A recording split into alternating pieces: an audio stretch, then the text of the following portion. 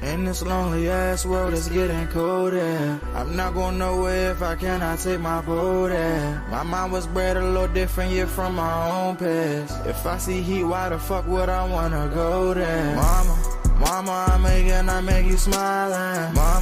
Mama, your little nigga came from wildin'. Mama, always got in trouble, I was shouted. Mama, now I'm staring at shit. Mama, I'm the pilot. Mama, if I want something, I'ma go get it. Mama, swim with the sharks, piranhas, and fishes. Mama, it's so hard down here, God is my witness. Mama, I know where I'm going. Mama, I'm a fan. It's hard not knowing who is really gonna be there for me. I wish you could be here to see me the day I start touring. Shit be on my mind every second when I'm not recording. I'm waking up conversating with the Lord every morning. I mistakenly took the wrong path, I had to rewind. I fumbled trying to move too fast, I had to keep trying. Growing up, I got in trouble, told myself to keep lying. So much stress be building up, swear I be needing me time.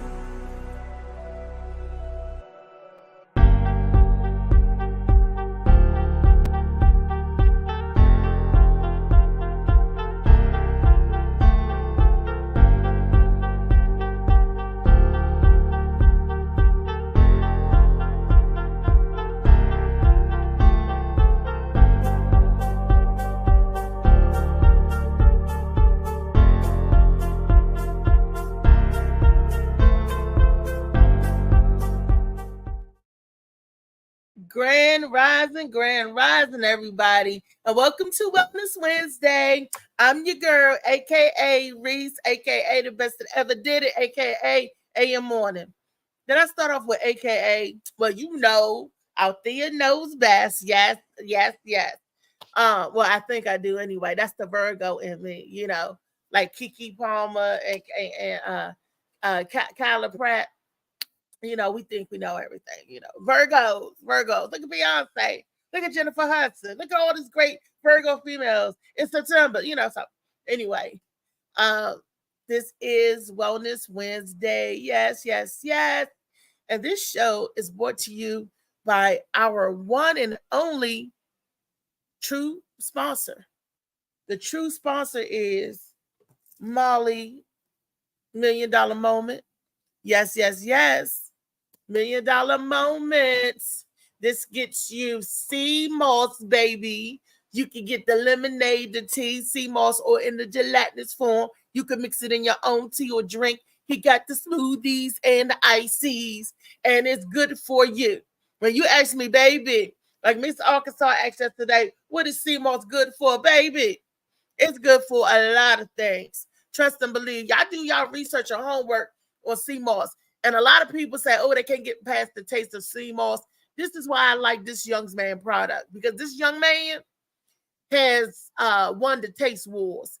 He made it nice to the palate. He made it tasty, where you could actually taste the sea moss. And if my son was up, I would tell you, have him tell you his story. But I'm going to tell it. He drunk all my damn sea moss lemonade because he thought it was regular lemonade. It was just that good. It was sitting in the refrigerator, the Frigidaire, nice and frosty, and he was hot and thirsty. He came in and he said, Mama, I don't like sea moss. You got sea moss from Molly. Throw it away. So I'm like, boy, you go sit down somewhere. Because he said, Mom, you never had sea moss before. I had. It's nasty. Next thing I know, I said, where's my sea moss? What sea moss? What no sea moss in there? Sea moss lemonade. Boo, boo, boo. Get you some. He drank my daggone lemonade. Man, I was so mad and hot. A tear came down my eye because I knew it was good. Because his little greedy gut drank it all. Didn't say me none. So I knew it was good. Then I was like, I thought you didn't like sea moss. He was like, I don't. I said, you drunk it? He was like, what? I'm like, See, Molly need to have him do a commercial because that joker is a true believer now. So now when I get sea moss from Molly, I got to get two. One for me and one for DJ Sly Ty. So he won't drink mine up. But that's just an example of how what he did with the taste. You know, the flavor profile is in there. He got to, and he infused it He infused it with different stuff. I ain't gonna tell you what he infused it with, but it's good. And if you got a special fruit or something flavor that you're looking for, tell the young man, and voila, magic. And that's even for the gels and stuff too. So it's called Order, Communicate, and Be Happy. And then wait a minute. I cannot talk about this book right here, Shades of Blue by A.M. Morning. It's a good book, people. It's a good read. It's so good that I'm trying to get them to make this into a what? A series or a movie or whatever, because trust and believe, if this is a movie, this would just be the first part of the movie, because there's 5 more other books to come. It's 5 in total. It's already written. We just got to put it in book form. But in order for us to do this, we got to spearhead funds and donations so I can get the next book out. These books aren't free and they aren't cheap. And if you want a quality, if you want it done with the nice hardback, this is a nice hardback book with the inserts in here. And look, who's that? What? Can y'all see that? What? And then the back, a nice, so I can come in here with the pre-pages and prefix pages and the preface and all that I can write on there, autograph the book. It ain't cheap. So everybody's like, where's the second book? I don't have the revenue right now for the book, but I'm working on it. So if there's any rich philanthropists out there that would like to donate to the cause to get this book done or help me get this movie project done, because it's coming. We're gonna make it true. Too many people tell me, oh, this is good. It will make a good book. Let me tell you something. When my father read the book and he got silent, because this is a fictional book, but it's based on some true things. I don't tell nobody what's true or what's not, or what's made up or what's not. It's just, it's just a blueprint for some stuff. And it's some stuff in everybody's life. Men, women. Well, I don't recommend this book for children because there's some choice words that's used in there. But the kids cuss like a sailor now anyway, so I guess that part don't matter. But it's, even though it's read or seen through a child's eyes, the eyes of a 5-year-old, as she's telling the story, it's a period piece. It grows with you like that. So yeah, and it's for men and women. So I don't want you guys thinking, oh no, that's a girly book. It's really not. It's a people book, because this book got a character in there for everybody. Woo! So today's, let me get on to the show. So while my panel coming in, I don't know where the people at, but that's okay. I'm here. And y'all know how I do. I roll bolo solo. If I gotta go, I can do that too.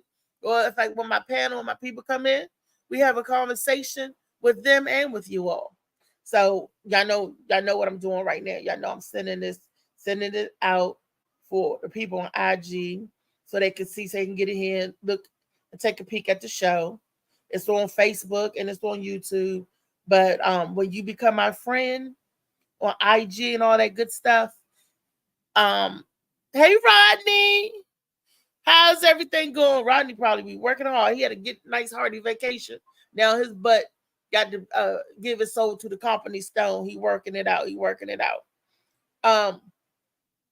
But y'all know what I'm doing. I'm inviting people in because, like I said, although I go live on Facebook and we are live on YouTube, IG, and sometimes other people was like, well, what time you come on? I don't see it. I don't see you guys going live.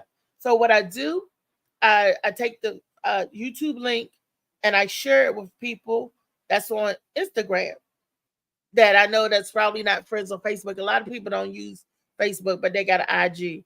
So I try to send them the link to try to get my viewership up, and also to get you guys to hit that subscribe button. I mean, hey, if it's on YouTube, just hit the subscribe button. Please do hit the like and share, subscribe.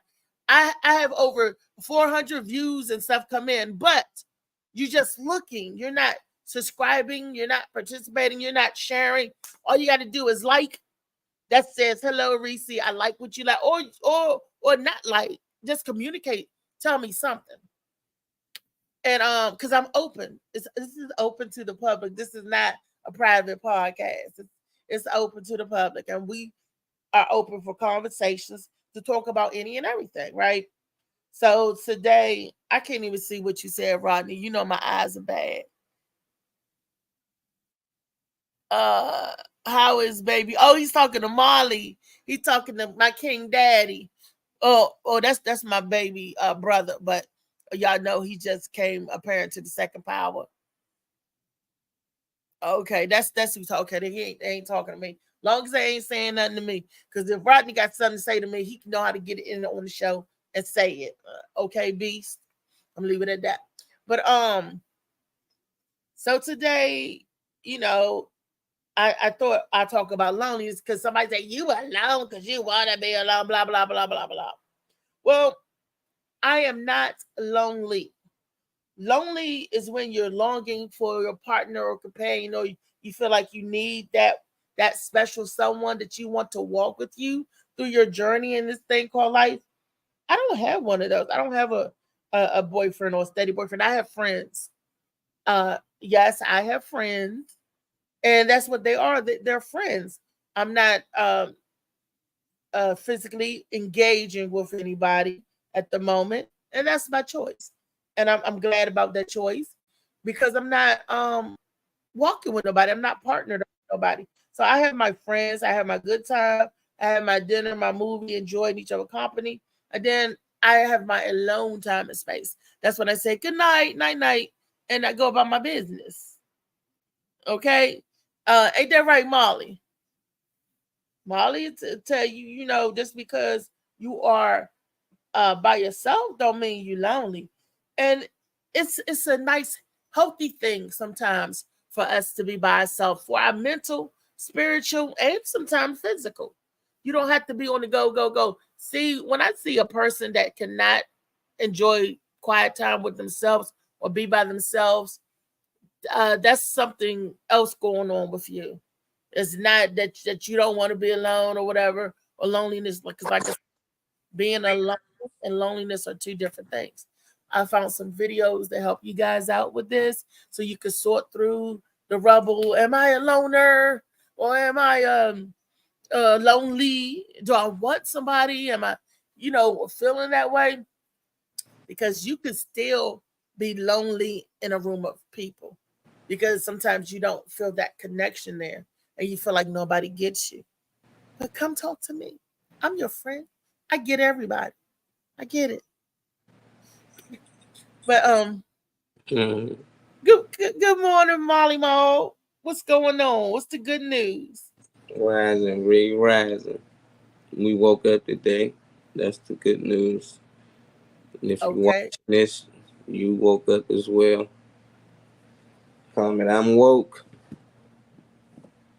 We woke in Yeah. more than one way. We woke, or we waking up.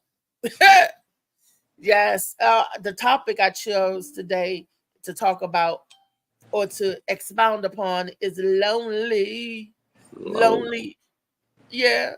People get lonely and alone mixed up. They really don't. I cannot believe. Well, yes, I can, because if you don't know, you know. If you don't, you know what I mean. If you don't know, you just don't know. They think that loneliness of being alone, sometimes is the same thing, and they think that people choose to be lonely. That's tough. Mhm. Yeah, exactly, because the definition of lonely meaning you're choosing to go it alone. You don't want any partner, spouse, mate, any best friend. But when you are alone, that means you're enjoying the alone time, the time for you to decompress. But when you're saying that you're lonely, that means you want somebody. You're longing for something, whether it's just a best friend. You're longing for somebody other than yourself, and Yeah, that's I thought, not a bad yeah, thing. lonely always meant you ain't had friends, friends or family. I ain't never understand that. I think that came from that song. That one like I'm all alone. They no one here beside me. That joint. I don't know why I always Whose thought that song was like, is that? I don't know, it was on Shrek. He was singing it. Donkey was singing it. I'm all alone. No, here's But one. you gotta have friends. That joint. I, Stop singing. Don't get no one of y'all have any friends. yeah, Reese don't know. I thought you used the I didn't hear the music. Man. song. But I didn't. I thought I couldn't sing, but you. I think you got me beat. Oh yeah, I'm not No especially wonder the baby first was wake like, up. "That ain't the song for you, Joker." The Nah, baby was telling nah, you, "Daddy, nah. that ain't the song." Because I do not recognize that song that you just sung to me. Was that singing? It was mumbling at the beginning. That's how they be in the song. I thought you heard it, but you gotta have friends. I But you don't gotta know. have friends. Maybe you singing in the wrong tempo. I can't pick up the tempo. Pick up Yeah, the tempo. somebody I probably can't pick up watching. the They know tempo. I'm talking about. They If, know look, I'm talking about. when the next panelists that come on, let's see if they know what you're talking about. Because I'm like, what song is that? You never Sing it heard I'm for me. all alone, but there's no one here beside me. My Those problems lyrics sound are gone. familiar, but There's no I one need, to derive me. But you gotta have friends. but you gotta have friends. I Yes. know friends. How many of us have them? I know that one, friends. Yeah, Before we that. go any further, let's be friends. The words we use every day, but most of the time we use it in the wrong way. Because you can look the meaning up again and again, but the dictionary, you can look the word up again and again, but the dictionary doesn't know the meaning of friend. Okay, I know Oh, that okay, one. Riri. I know that one. I can spit that one. We got Weezy in the house. Weezy Wee. Easy, we. Great day, y'all. Hey, Molly. Great Hey, day, great Steve. day. Molly was singing Hey, a hey. tune to me, Wheezy. We See if see on you the She track was recognize doing it. well. forward button. Look, go and She sing was it for telling me she Molly. was lonely over there, so she wanted me to start singing. Yo. So, anything for Riri. Look, go and sing her the song. See if she You done recognizes it. made him pull out them Nah, vocal skills. You gonna have Kenneth Clark thinking I'm singing to him. Whatever, real. Bringing out them vocal skills. Yeah, he was singing the song, but I was like, I didn't recognize it. And for me not to recognize the song, I was like, Well, I said I got it from a movie, which they he got it probably from got it from a song. I got it from Shrek. but sing the song. Because I watched This Shrek. song, I love I said it was when Donkey was crying, fake whining, and said he was all alone. oh He's like, yeah, I'm all all alone. There's no alone. one here to Yeah, find me. yeah. See, I know I wasn't tripping. Weezy know it. As soon as I said that, she told me, what song? I don't I know got something to about, hear but it. you gotta have friends, But you stuff like gotta that. have friends. That's why I said he cut him off. Stop singing. Don't get no one of you don't have any friends. Yeah. See, I that's don't what know. y'all be doing to me I when I know say, most of them old songs from movies. I'm like, oh, this the joint from Soul Food. That's how I know movies. I mean, how I know music. I know them from certain movies. What it do, really? man? You like the music soundtracks then. That's how you see. Whoop I that thought Molly, shit. you was just hip with it. You talking about whoop that trick. I don't go searching for music to find out stuff No, about it. If I run across it on the radio or something, if I like it, oh yeah, that joint tight, but but I'm thinking that you get it from your household, your parents. yeah, I only You heard not the get the music. half of them songs. I ain't know who was singing most of them. I know they was nice songs, but I ain't know it was Marvin Gaye. Sometimes the Temptation. I know all the Temptations. I know they voice when I hear them. But there's a lot of them other ones I had no idea. And then I hear them more. I'm like, oh, this is the joint my father used to always be listening to, but I don't know the artist name, so I don't know how to get back to it. Like there was a group called Slum Village, and Tyrese said that song is a song from his childhood because he remember every Saturday morning. He said I would be playing this song and making him get up time to clean up. I did used to have a regimen, people, before I was unable to do certain simple tasks. Um, I cleaned up 2 days a week. I cleaned up Saturday, Wednesday, and Saturday. We clean house. That's full house cleaning. Yeah, that's the wrong day. You supposed to do Sunday for sure. I don't know why you clean up on No, because Thursday. because Sunday was a day of rest. The only thing I would do on Sunday was cook dinner and we go to church and stuff. It was just me and my son. You And supposed to whoever rest. was You tonight. supposed to rest while y'all going to church and cooking. And But stuff. that is rest. That's getting my spiritual fortitude Saturday you supposed to together. rest. Saturday, you supposed to rest. that's the day I got up early Saturday morning. That's the day where I did grocery shopping in the morning, because that was the day from the week that I was off. I worked Monday through Friday, and sometimes I had part-time jobs that I had to work in the evening during the week, and sometimes on the weekend to make ends meet. I was a single parent. I was alone, but I was not lonely. You was Which ties hustling. into Wellness Wednesday, because I had friends, family was around, and I had them no good coochie hounds around too. I ain't gonna lie, I had a boyfriend for here, boyfriend there. They used to knock on my door. Is it my turn to come in? Like, come on in, Joker. But hold it. Tyree would be gone on the weekend over my mom's house, or his grandfather would get him. Because that one time when I was working 2 jobs, I was working, so my son wouldn't see a 7 a set. The only thing my son would see would be when my girls come over, and which would be his auntie and his godmother. I had a very close knit of friends. It was like maybe three girls at the most. We would come over, we listen to music, and they would bring their kids if they had kids, and we would eat dinner, and my son would be included. Then he would go in his room and play while we sit, listen to music, and sip wine. Yes, that's right, wine with daiquiris.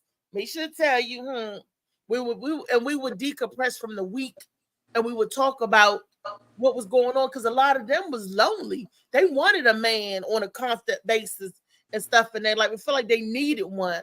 Some of them did. And then you had some friends that was like, I like my alone time. I don't want a man for nothing.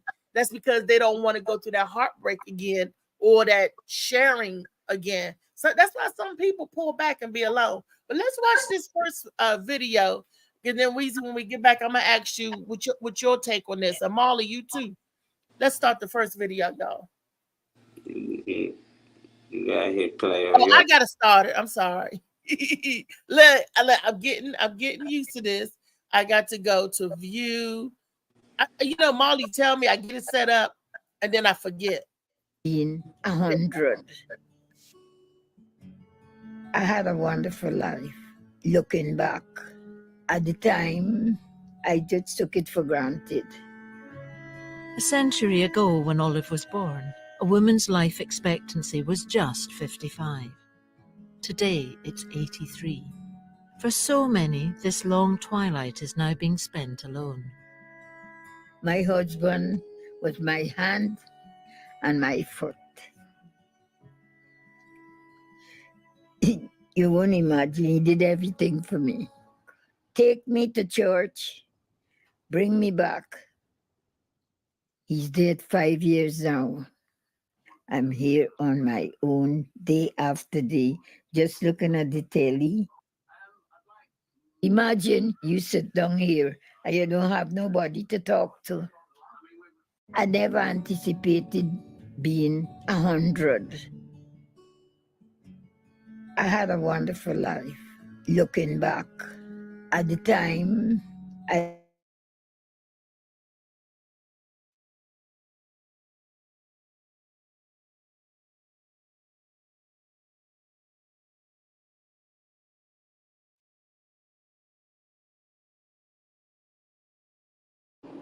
Hello. Okay. I'm learning. I had to cut it off. Okay. Whew. Okay. Now what I do now, Molly, to remove it? You just hit exit on that one, not the whole screen. Oh, okay. We gone. She gone, y'all. Wait a minute. I don't. Just hit exit on that one, not the whole screen. So I go and I hit. You can leave it there. Don't matter. Okay. Stop now. You scrolling down. What are you doing? You looking at the video. Look for the exit. I made it big.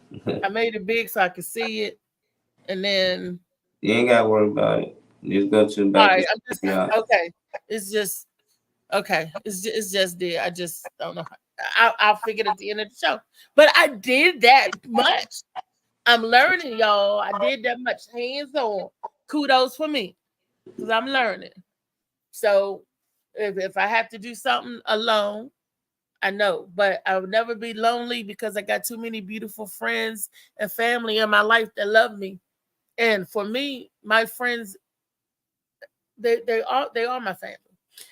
Okay, did y'all get that? You know, that just hurts my heart because I remember let's get back to the life expectancy. They said a century ago the woman's life expectancy was 55, y'all. That's young. That is that not young? But That's today, young now. That's young now. whoo, that hurt my heart. That did something to me. I got dizzy and everything. But she said her husband was her feet and her hands and everything. And that lets me know I've seen a lot of women who don't have any friends because all they have is their husband. Because sometimes their husband will say, "You don't need any friends. All you need is me." What y'all think about that? You know, and Louisa, you've been married. You've been in the marriage realm. So did you feel that all you needed was your husband? You didn't need any other friends or relationships there? Well, no, I didn't feel that I didn't need any friends, but I did want majority of my time with him. I'm one of them people. When I'm with you, I am with you. You my boo. You supposed to be my friend. Of course, I had friends outside of him, but Mhm. because that was my husband. You know, I wanted time with him. Now, I was not dependent upon him. You know what I'm saying? Because I worked, had my license. If I didn't have my license, I was on that. But you know, I knew how to get around, knew how to handle business. But that's how, you know, in her age, you know, they were fully dependent on their husbands. They couldn't do things for themselves back then. They weren't allowed. And depending on where she was raised, you know, the culture is certain, you know, that's their culture. So he passed away and now she's by herself. Nowadays, women and men have friends. They had older men, they have friends, they have grandchildren, they have children. So usually they're not alone unless they did not, you know, spend time or make time for their families. You know what I'm saying?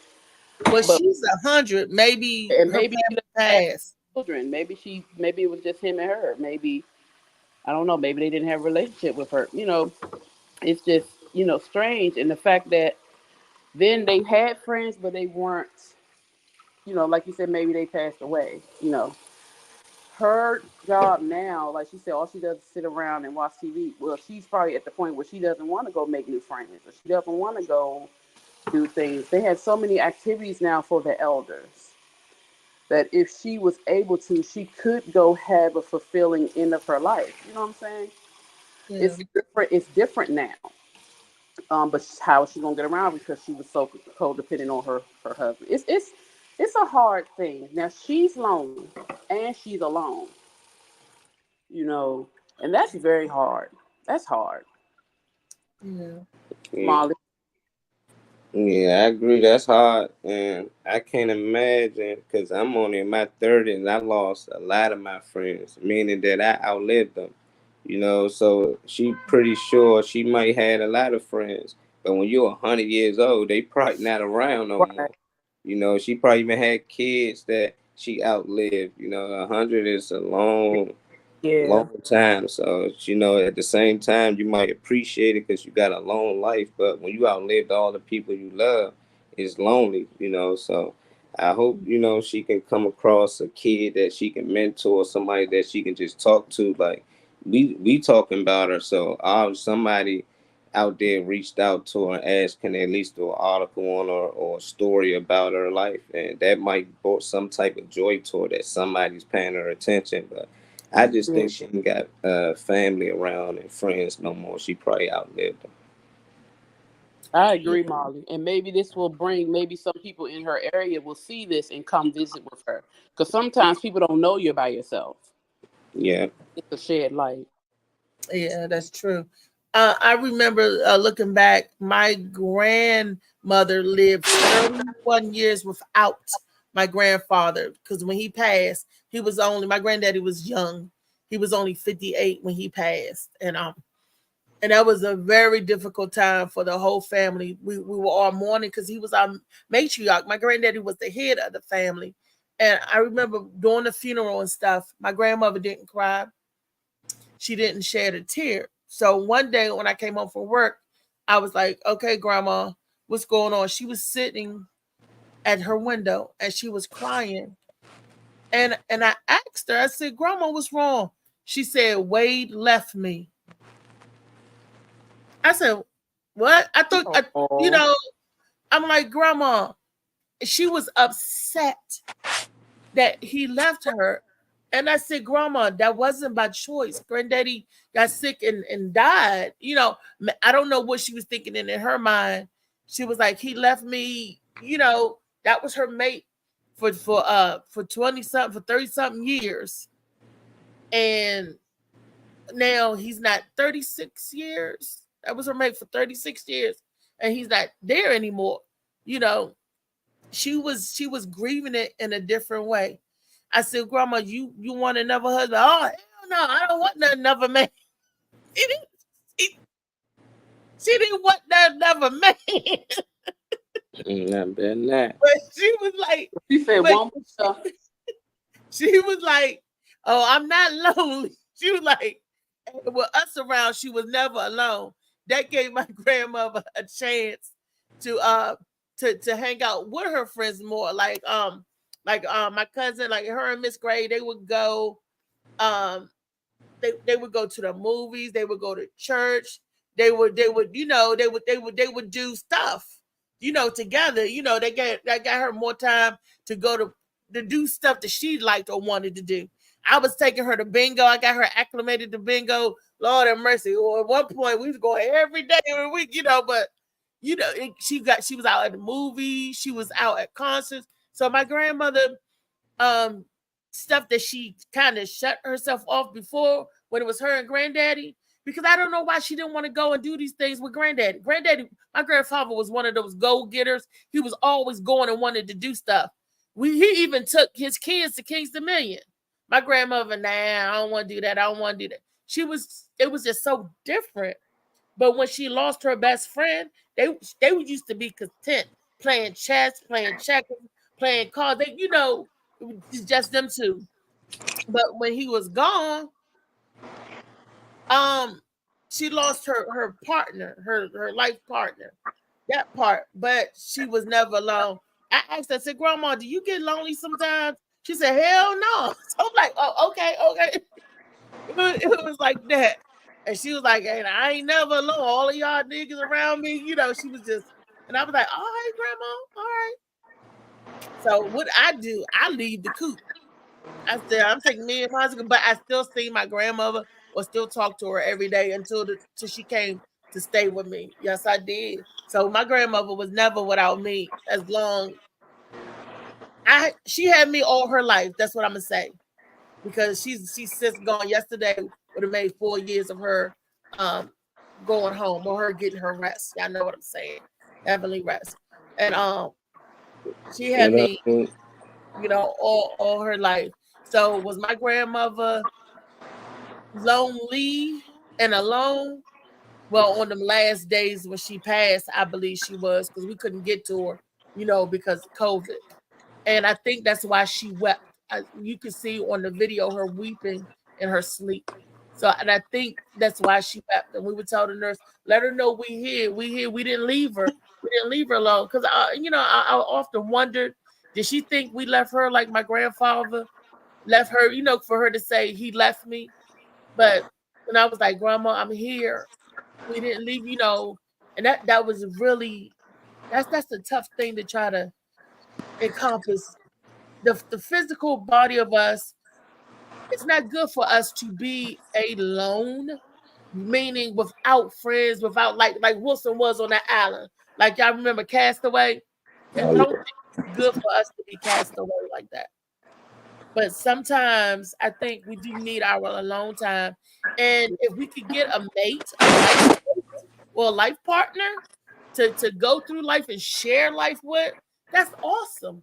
But if you don't got one, that got to be awesome too. You know what I mean? Good morning, Nemo. I just saw you snuck on in here. Good morning. What acting funny, man? Hey, what's up? What's up?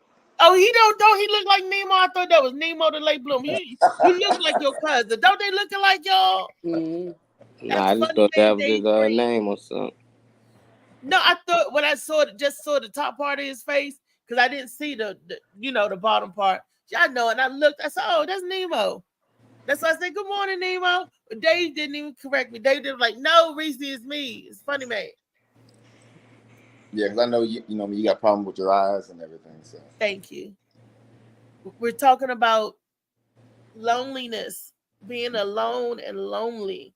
What is your take on that? How do you feel about? Are they the same? Are they different? You know, what you got? What are your thoughts on it? I think the difference is, you know, what I mean, anybody can be alone or whatever. Like I have no problems. I'm being like I'd rather if I'm with somebody, it's because you know what I mean I really want to you know what I mean really want to be with that person, whatever. No, but I have no problems. You know, like being by myself or um, you know what I mean doing things. You know what I mean by myself. Um,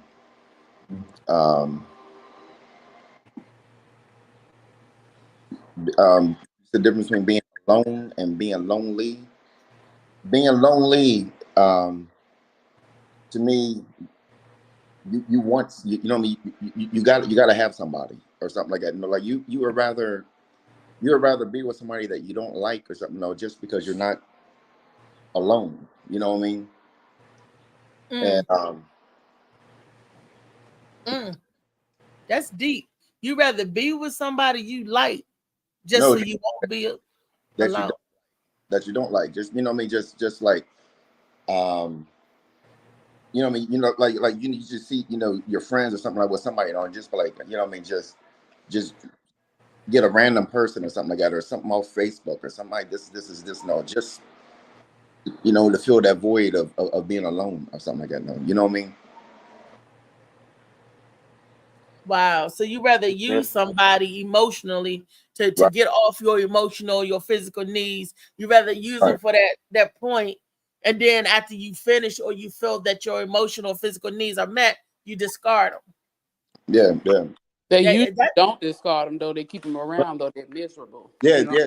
Because you know, what I mean, you don't want to be you know, what I mean, alone or whatever like that. No, but you know, what I mean, I'm the opposite. Like if like you know, what I mean, I could be at the house all weekend all by myself or whatever like that. No, but if I really like somebody, that's when I would you know, what I mean, hang out with them or be with them or something like that.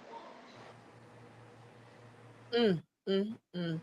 But Weezy, have you did that too? Use people that you really don't like. No, That ma'am. No, to ma'am. feel the, Because I don't. I'm not a lonely person. I've never been a lonely person. I'm one of those people who Yep. enjoys myself. I don't have to be around a bunch of people.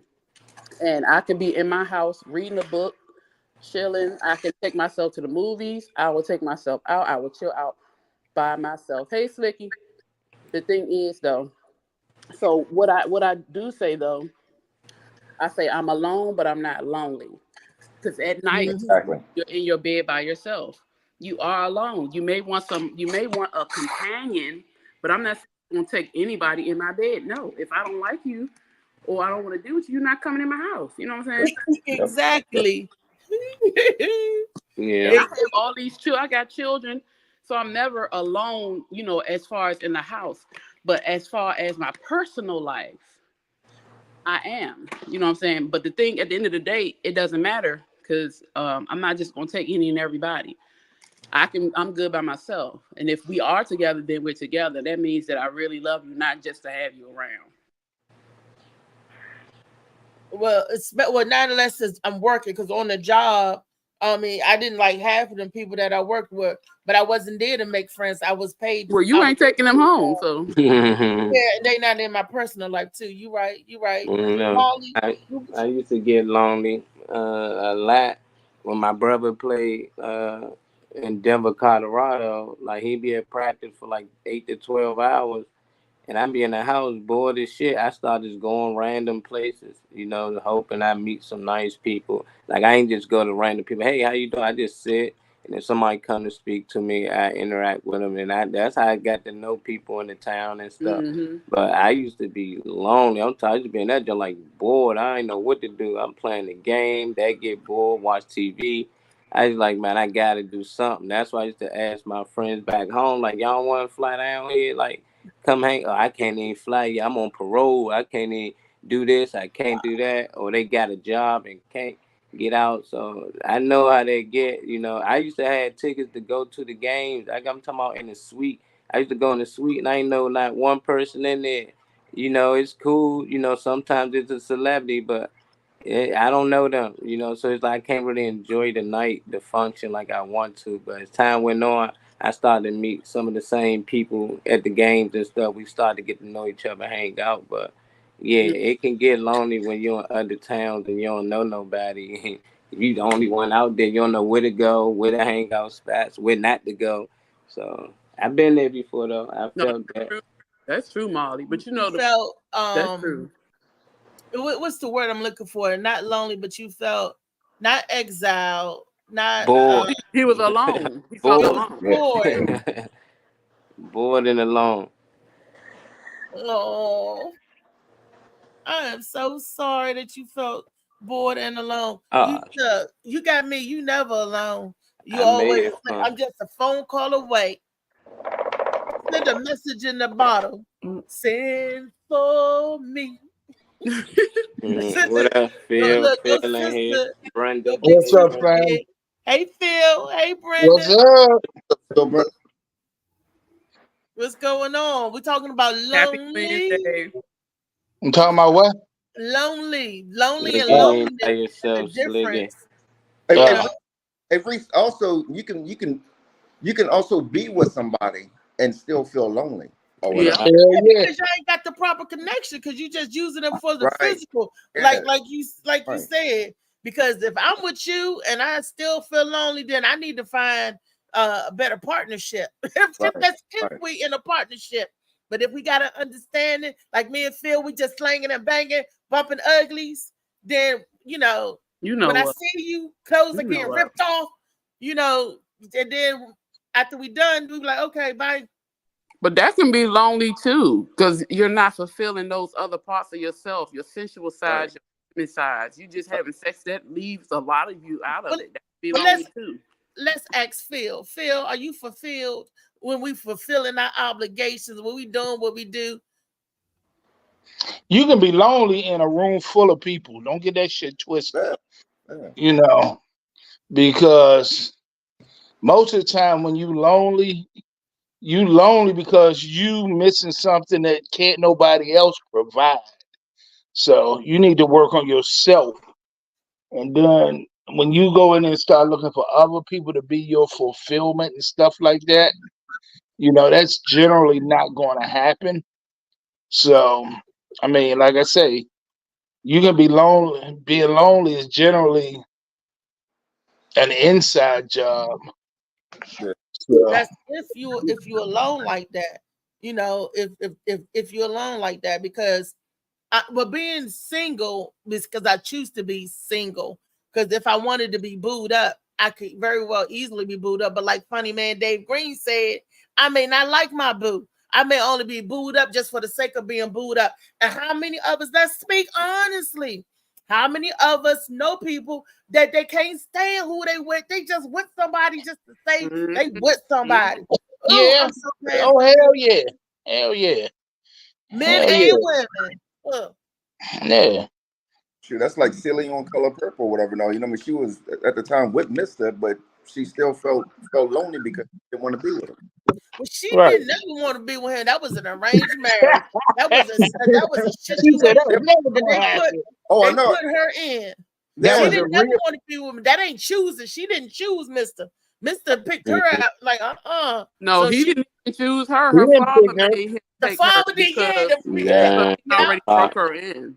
Damn, That's Pop. why he treated her so bad too, because he didn't. That ain't the one he want. That's just well, I need somebody. She's a workhorse. What Come up, on, stepdaddy Lee? What up, Lee? What up? What up? That's funny, Grand y'all. Rising, Grand Daddy. Rising.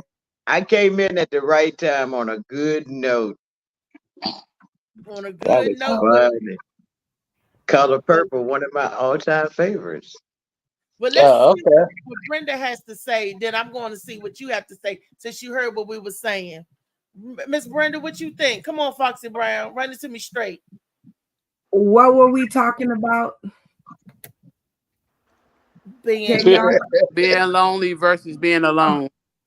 Oh, I guess. Like, She on a different time zone, y'all. She Yeah. still waking up. yeah, It's- I'm still trying to wake up. So lonely. I don't know.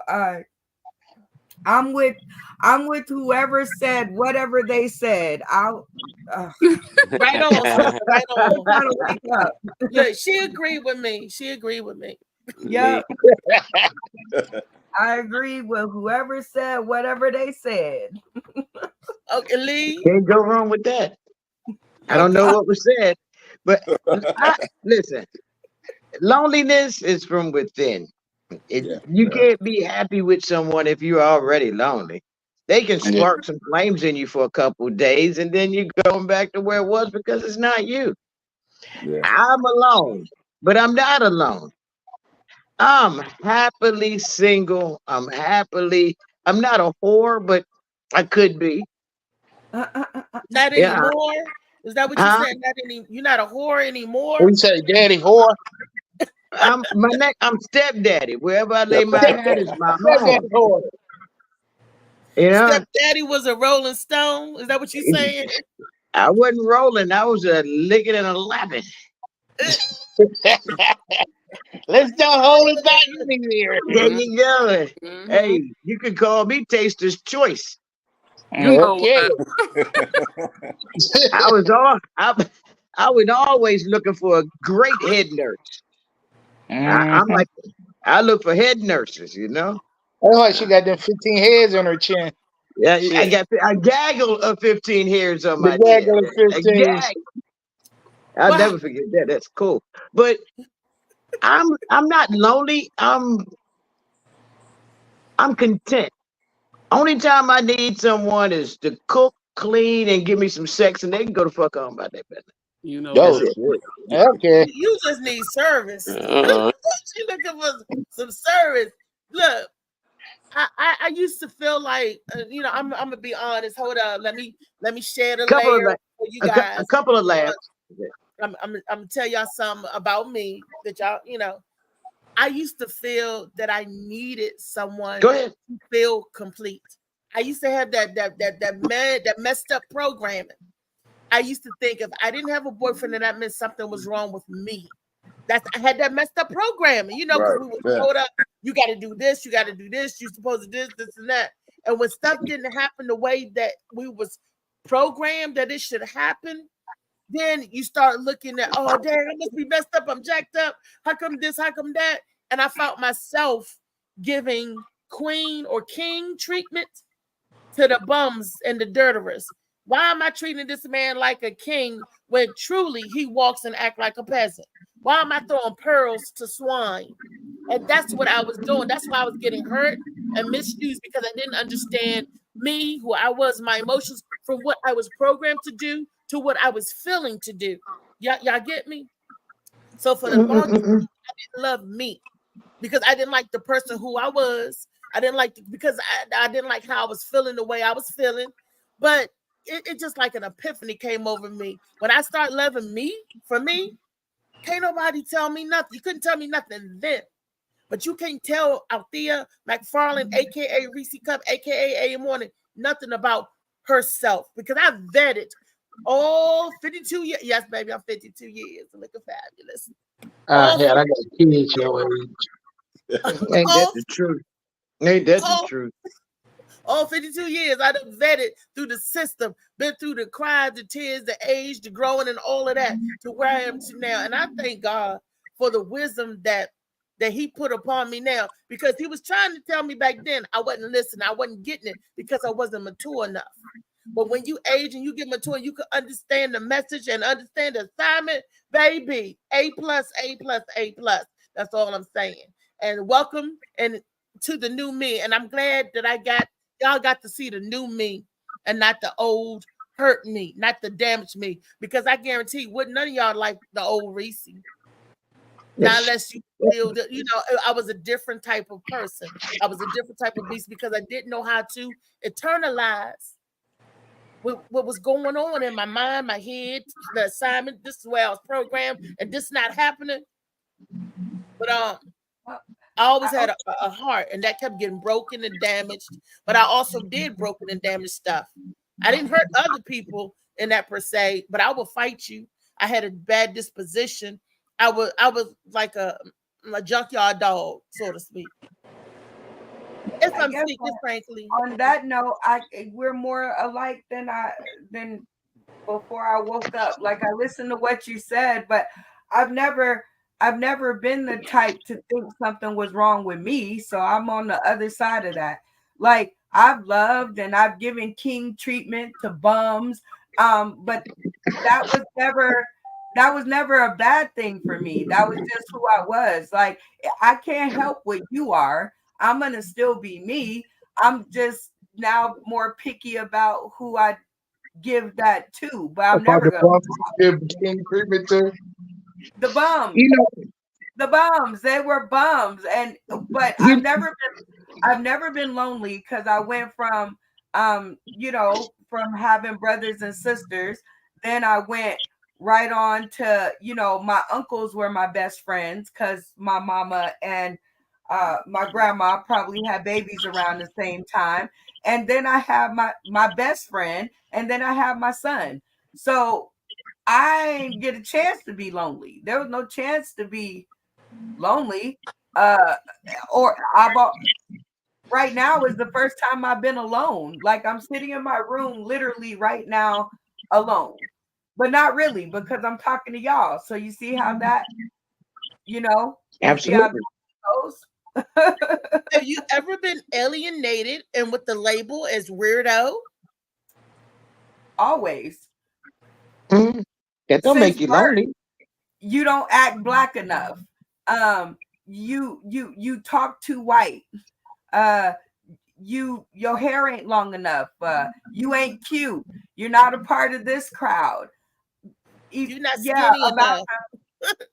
About after high school, I was like, screw y'all. I don't have to be a part of the crowd. I want to be a part of your crowd no how. How about that? I know that's right. Yeah. I was a bully, meaning I fought the bullies because I didn't go in high school. Talking about high school, I didn't like the mistreatment because I grew up with mistreatment, so I didn't like the mistreatment. But I also was classified as a weirdo because he was a person that loved school, loved learning, and could teach and help the other bullies. I was one of those person. I was not a follower.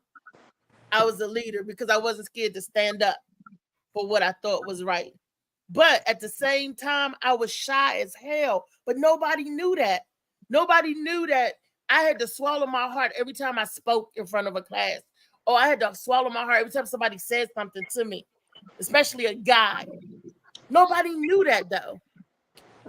So I was aware that I liked different music. I was the only, I think, person in my family, like one of my girlfriends, we was in the car. She said, if you play that white SHIT again, I'm gonna jump out the window. We was on the Beltway.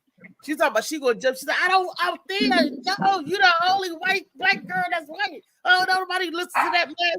But you talking about me? I was eclectic with everything that I did. I loved it all.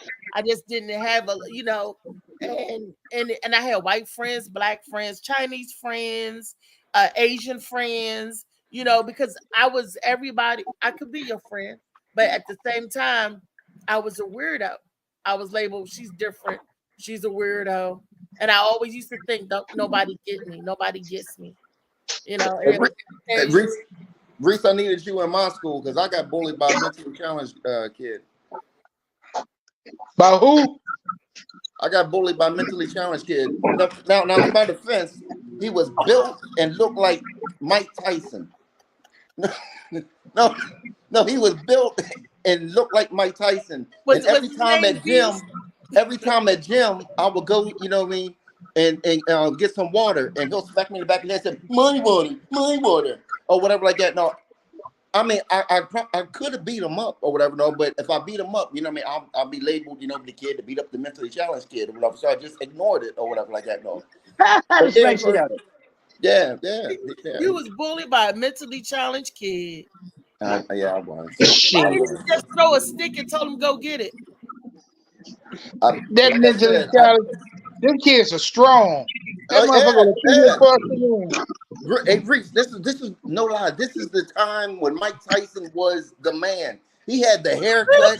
He would wear the black shoes. That's Mike Tyson's alter ego. He would wear the black shoes and no socks, the black shorts and everything. And they called him Tyson or whatever like that. No, and he'll come in and go, my water. And I'm like, all right.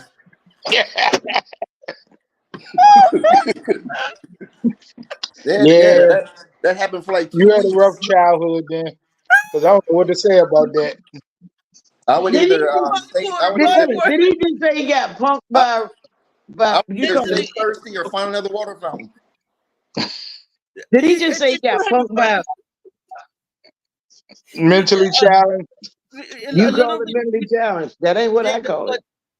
But you call it retarded, a little retarded. And if you got beat up by the, or punked by the,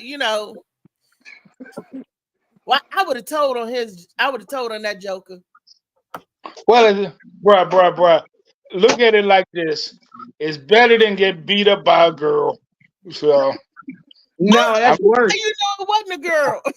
I'm trying to help you. At least it wasn't a girl.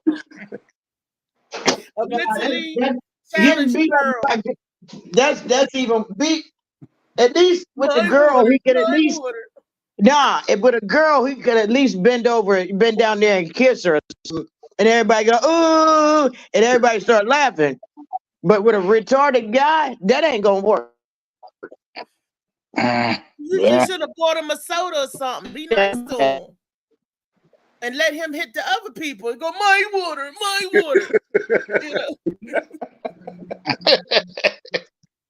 Oh my goodness. I wish I had a picture of him. He looked just like built and everything like Tyson.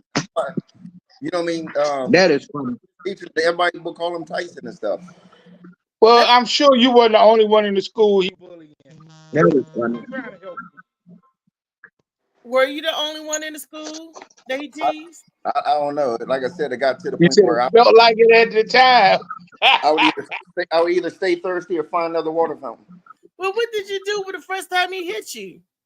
The first time I was ready to fight, but I looked and I seen, I knew he was mentally challenged. I was like, no, you knew he was gonna beat the brakes off you. All of that retarded strength. Even stabbed up in the locker. Okay, it could have been either two things. It could have been like you said. He beat me up, and everybody's like, "Oh, you got beat up by a retarded person. Mentally challenged person." Or I beat him up, and then they're like, "Oh, you're picking on." I let them pick on me because look, my granddaddy said if you could give a lick, you could take a lick. So that goes for girl, boy, kid, dog, or child. If you big enough to pass a lick, you big enough to take a lick. And the lick back then was a poop poop. I would have tore his my water ass up. And I would have been like, my water, bitch, my water. Gracie, you want to hear something funny? I went to the health walk yesterday, right? Did I tell you I was trying to go to the health walk? Yes, we was on the show. 3 people.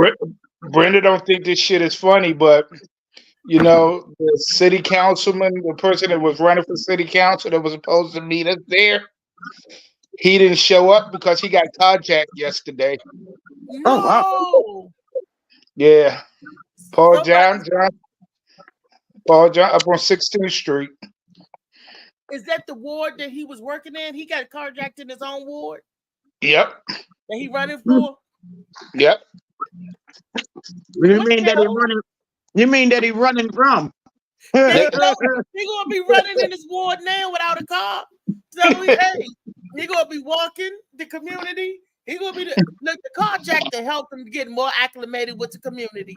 The carjack to put him on foot. Dang. Yep. He was putting out flyers and they jumped on him. Dang. Then they go, my water, my water. My Say car. They did the Columbus on him. They found him. Well, they discovered a car. They discovered a car. I'm sorry. I told Brenda. Brenda don't think that's funny. That's funny. That is fun. He passing out flyers for peace, huh? Help the community health. Okay. Brenda, that's hilarious. You know, because you Yeah, Brenda, he should have known better. He should have known better. Did he leave the keys in the car? Please don't tell me he left the keys in the car. He must have left the keys in the car while he was putting up. He was giving a car away. He didn't get jacked. He was giving a car away. Because if you discover a car with the keys in it and everything, he said he was putting out flyers. Three guys in masks jumped out all on him and held a gun and told him they were taking the car. What kind of car was it? Not his ward. I don't know all that, but so I guess that's why he didn't show up at the community walk. At least that's his line. You better look for the police report. Yeah, but he should have called and told you, or you know, or said something. But I understand that the little girl was on the news last night.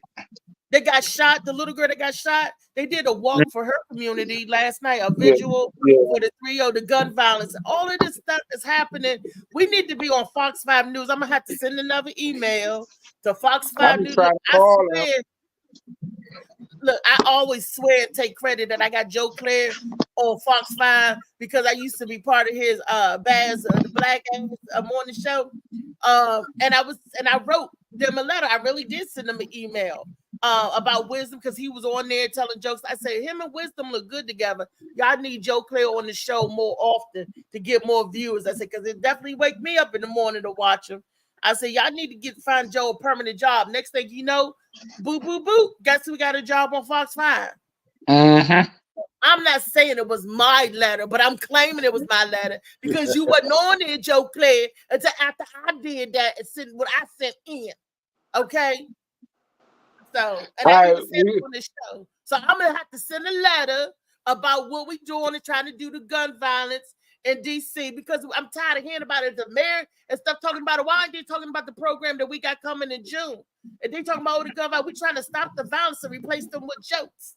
We're trying to replace the cries with laughter. How come they ain't talking about this? I was laughing about she had that big news conference about planting flowers. I'm like, okay, is that where we going with this? She had a big news conference about planting flowers. Okay. We need to plant thoughts. We need to plant summer jars. We need to plant some more street line. Cause there's no place you can go. Look, while they planted their next caper on the corner, if they would have just called street line and say, I'm about to steal this man's car, maybe that councilman would have had his car. Yeah, we about to jump in this ride. Yeah, the keys in there.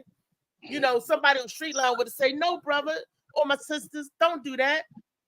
You know, but see, that's why we need more street line. We need more laughter. Put down the bullets. Put down the guns. Right. Pick up a joke. And then we could take some of these would-be criminals and turn them into comedians. Because I'm pretty sure they got a lot of stuff to laugh about, a lot of stories to tell. Remember the time Phil, the gun jammed and the bullet fell out when we was robbing that, we was doing that caper? You remember that time, Phil? You remember that time, Phil? I shot you and you didn't die. You remember that time, Phil? You remember that? I mean, I'm pretty sure. Remember time I tried to shoot the minister in the church, and y'all hear about that shit? He tried to shoot the minister in the church. No, when was this? Day before yesterday. Yeah, day before yesterday. Where was the minister dropping dime on him or I confessionals or don't what? know. He walked up in front of the congregation and pulled out the gun, and the gun jammed, and the congregation jumped on him. See, nowadays the minister probably was sleeping with his That was face protected. divine intervention.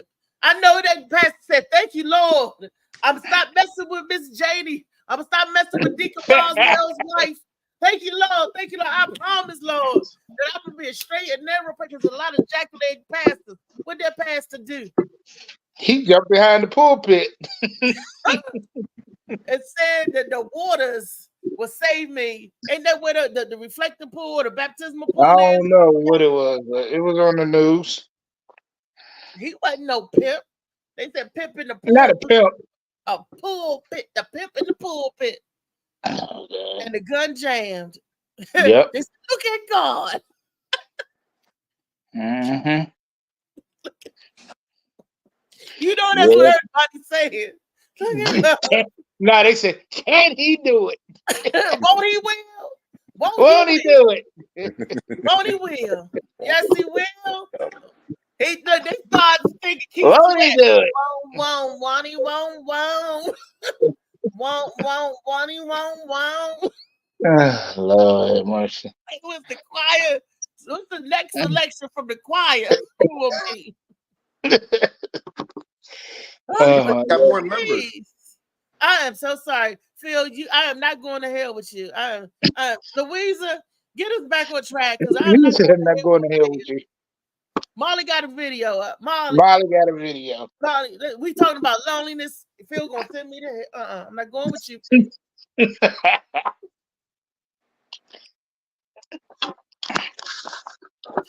Of loneliness. You're scrolling on your phone even when you're surrounded by people. Often that's because you're struggling to connect with them in person. You constantly feel tired and don't sleep well. You become overly attached to material possessions and buying new things that you don't need. You make the effort to socialize, but when you do, you feel like you don't belong and no one really gets you. You block out those horrible feelings with things like binge watching TV. 5 hidden signs of loneliness. You're scrolling on your phone even when you're surrounded by people. Often that's because you're struggling. Okay, those 5 hidden signs. Let's take them one by one. Scrolling on your phone usually means you bored of the surrounding that you are, not because you're lonely, because you're like, oh, they talking about some old frackle knackle bull. Let me scroll up, see what's on. You know, that doesn't mean that you're lonely because you're scrolling on your phone. You got a whole community on your phone to talk to. So I don't get that one. And then she said that you're lonely if you're binge watching. Hell, I binge watch shows all the time because I want to get caught up on the series. People say, hey, that was a good show. I binge watch it. That does not mean I'm lonely. Okay, and I'm tired all the time because of the medicine that I take. I don't know what she was white. So maybe her loneliness is different than most black people loneliness because all that stuff that she was talking about, you're lonely if you're this, and that. Excuse me. No, I disagree, Susie. I disagree. That's not why that's not why I binge eat something. Did I say binge eat? Yeah. That's not why I binge watch stuff.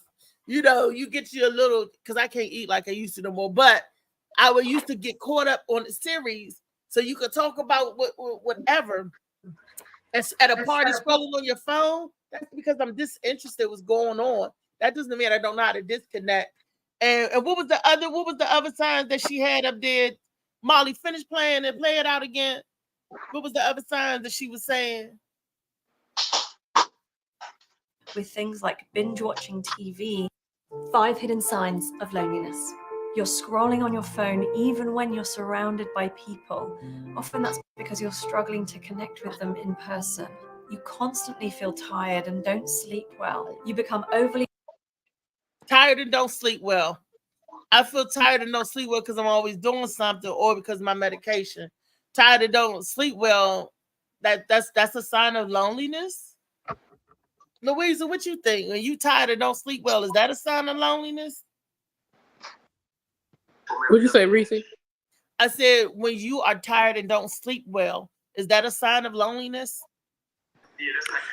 I thought that might have been a sign of insomnia or stress, or it could be a sign of loneliness. You know why? Because loneliness begins, like y'all said, within, and it's a mental and emotional thing. So it could cause you to be tired. It could, because it can lead into depression. So yeah, it could be. Loneliness and not sleeping well. Okay. Yeah, Because I'm all of those things she said, but I'm not lonely. I'm all everything and some more that she said. Dave, what are you gonna say, Dave? no, I agree. I agree with her. Like I said, I think being alone is physically you know what I mean. Is physical. Being lonely is mental. What are the symptoms of loneliness? She gave you 5. She said, I don't agree with those. right. I'm asking the panel, what do you guys feel like when you lonely? When you're lonely, I want to my chief symptom, or what I think would be when people are longing for companionship or partnership. That lets you know that you're lonely, like you said. But those, you longing can't for- see those though. Those are not tangible. I mean, you can't. No one can see that within you. Only you can see that. We're longing for company, Louisa. Longing for human interaction. Longing for that. See, that loneliness, we all need human interaction. We all need that. And if you're getting a good healthy dose of it, I don't think you would feel lonely. According to that lady on the video, I'm the loneliest motherfucker on the planet. Look, me and you both for something else we got in common, Brenda. Let's eat a pint of ice cream and binge watch a movie together, Brenda. Look, okay, so let's see. She say you binge watch TV. I do that on a daily, nightly, in my sleep, like kind of thing. Like, but I didn't know that I was lonely. I really didn't. I scroll on my phone when I'm around people, not willing to connect. Sometimes I get on my phone and scroll so that they'll leave me the hell alone. It's not loneliness, like so I'm just trying to figure out here. Brenda, listen to the other reasons. Are you them other reasons? Molly, okay, finish let me see, playing Molly. Play that video, Molly. Attached to material possessions and buying new things that you don't need. You make the effort to socialize, but when you do, you feel like you don't belong and no one really gets you. You block out those horrible feelings with things like binge watching TV. 5 hidden signs of loneliness. Wow. Now she said buying things that we don't need. Everybody on this panel probably bought something and that they don't need or don't want at one time or another, right? Welcome to my world. Girl, I got a suitcase of stuff that I don't need, that I drug on the ship, didn't wear it, drug it home. It's still in the suitcase. Did you buy it? Did you buy it, Brenda? Well, I didn't buy it, but I wanted it. Like my sister said, send me things that you want. And so I just got on Temu, and everything that I saw, I sent her a picture of, and she bought it, and I now have it in my suitcase. And I was just, I don't know. I didn't think that was loneliness. I thought that was just me being greedy, and it's my birthday. Brenda.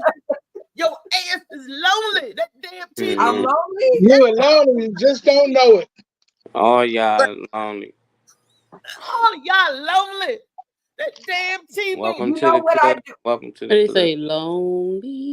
You know what I do when I feel lonely? I smoke weed, and then I have like 3 other people to talk to in my head.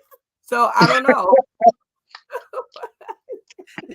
Yeah. I think that's her opinion of people being lonely, because I mean I'm all 5, but you know what I mean, I don't feel lonely, because if I want to be with somebody, I can be with somebody. Yeah, we know that baby number 4 is telling us that we know you can be with somebody when you want to be with. Wait a minute, you got a baby? Man.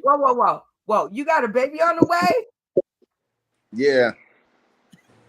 Oh, David. He was lonely. Don't judge him, Brenda. He was lonely for a minute.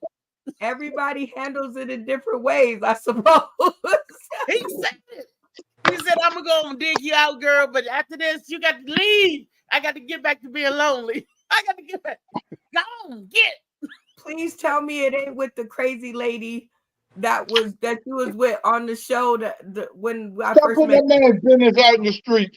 No. I left the crazy Italian. Now I'm with Puerto Rican and black. You found the black girl out in Cumberland. Is that your cousin? She's originally from DC. Is that your cousin though? You know everybody. No, she's originally from DC. All right. They flew her in. Look, they had to fly. They had to outsource the date. They had to fly somebody in. They had to fly somebody in the Cumberland. He said she black. Yeah, black and Puerto Rican. Yeah.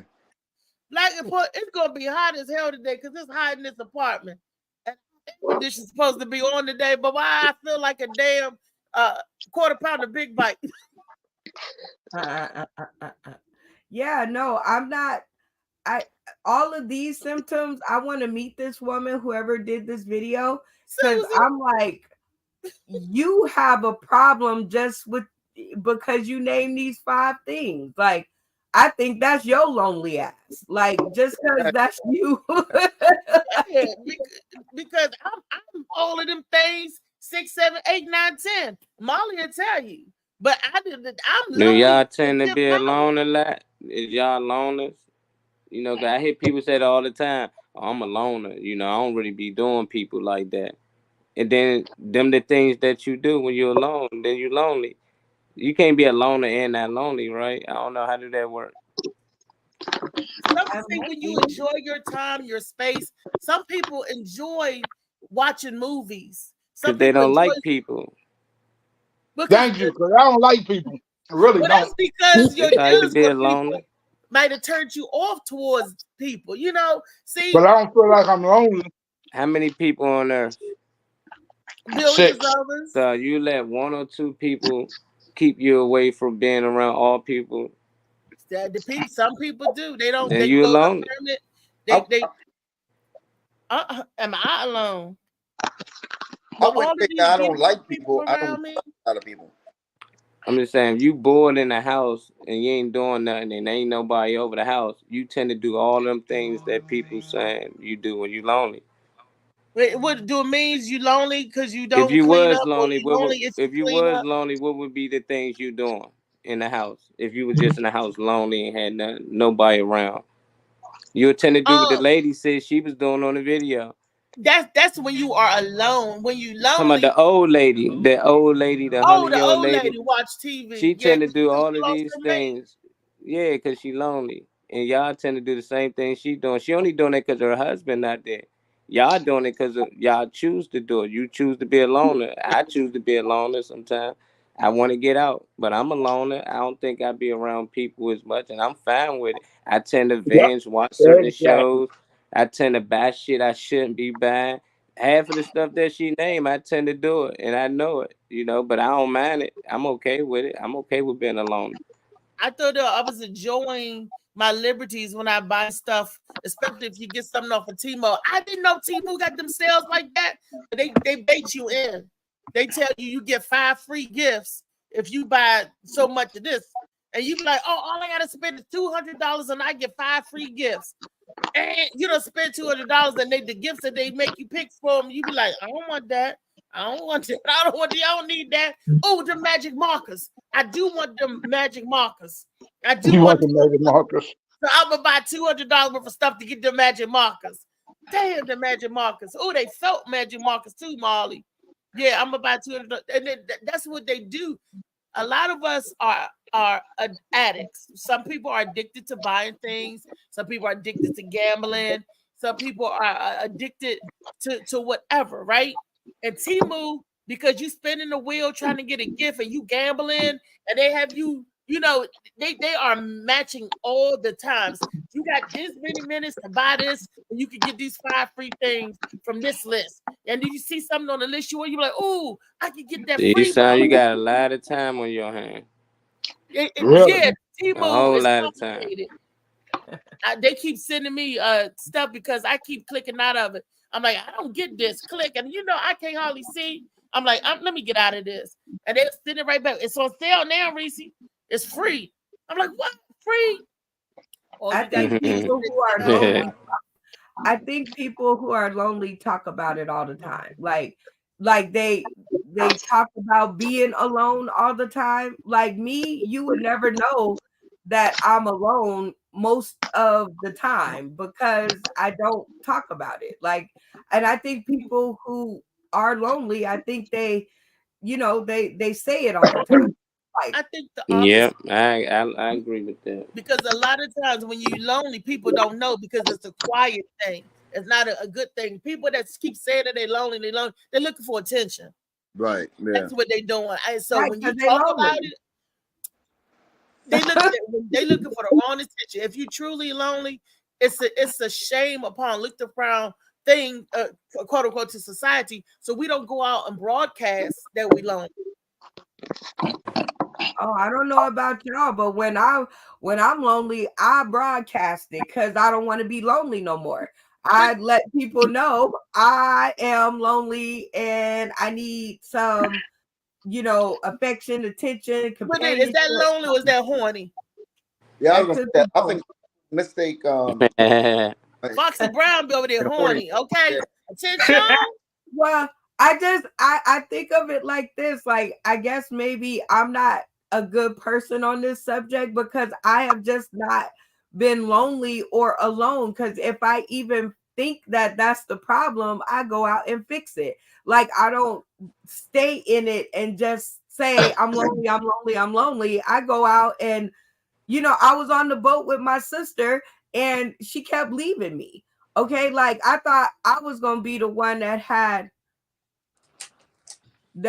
issues with everything, and it turns out she left me in the room. She left me on the boat. I was like, but you know what? I didn't just sit there and be like, okay, I'm lonely because my sister left me. No, I went out and found some friends. I was like, okay, if you can do it, I can do it better. Look, and I'm gonna tell you something. For those who ain't been on a cruise, get on a cruise. It's like a mall, shopping a mall. I mean, Not a mall.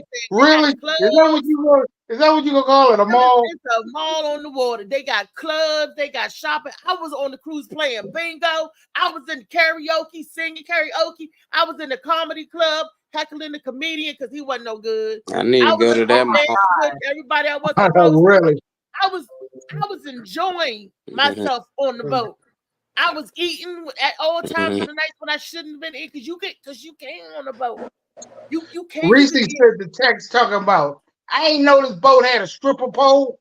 You know, I was outside around the manhole, shivering me timbers. Yeah, I was out there. I was on the reflecting, looking at the Serenity pool and the reflector. I was like, this boat had an arcade for the kids. I was all over that damn boat. Wow. Good morning, everybody. Good morning. Look, I be on a podcast out of New York. I get up at 5 a.m. to be ready for day podcast at 6 a.m. And I'm on there Monday through Friday from 6 a.m. to 8 a.m. When I tell you this sister was tired, because the storm kept me up last night. So I said, I'm going to take me a little power nap. Shit, that power nap turned into a sleep. Yeah, we heard you snoring all the way down here. Come on now, then I'm hungry, so I had somebody bring me a damn biscuit and sausage sandwich and a hash brown. Was you lonely, boo? Was you lonely?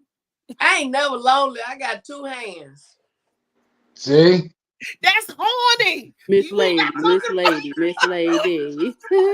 Why people keep connecting loneliness with horniness of the physical stuff?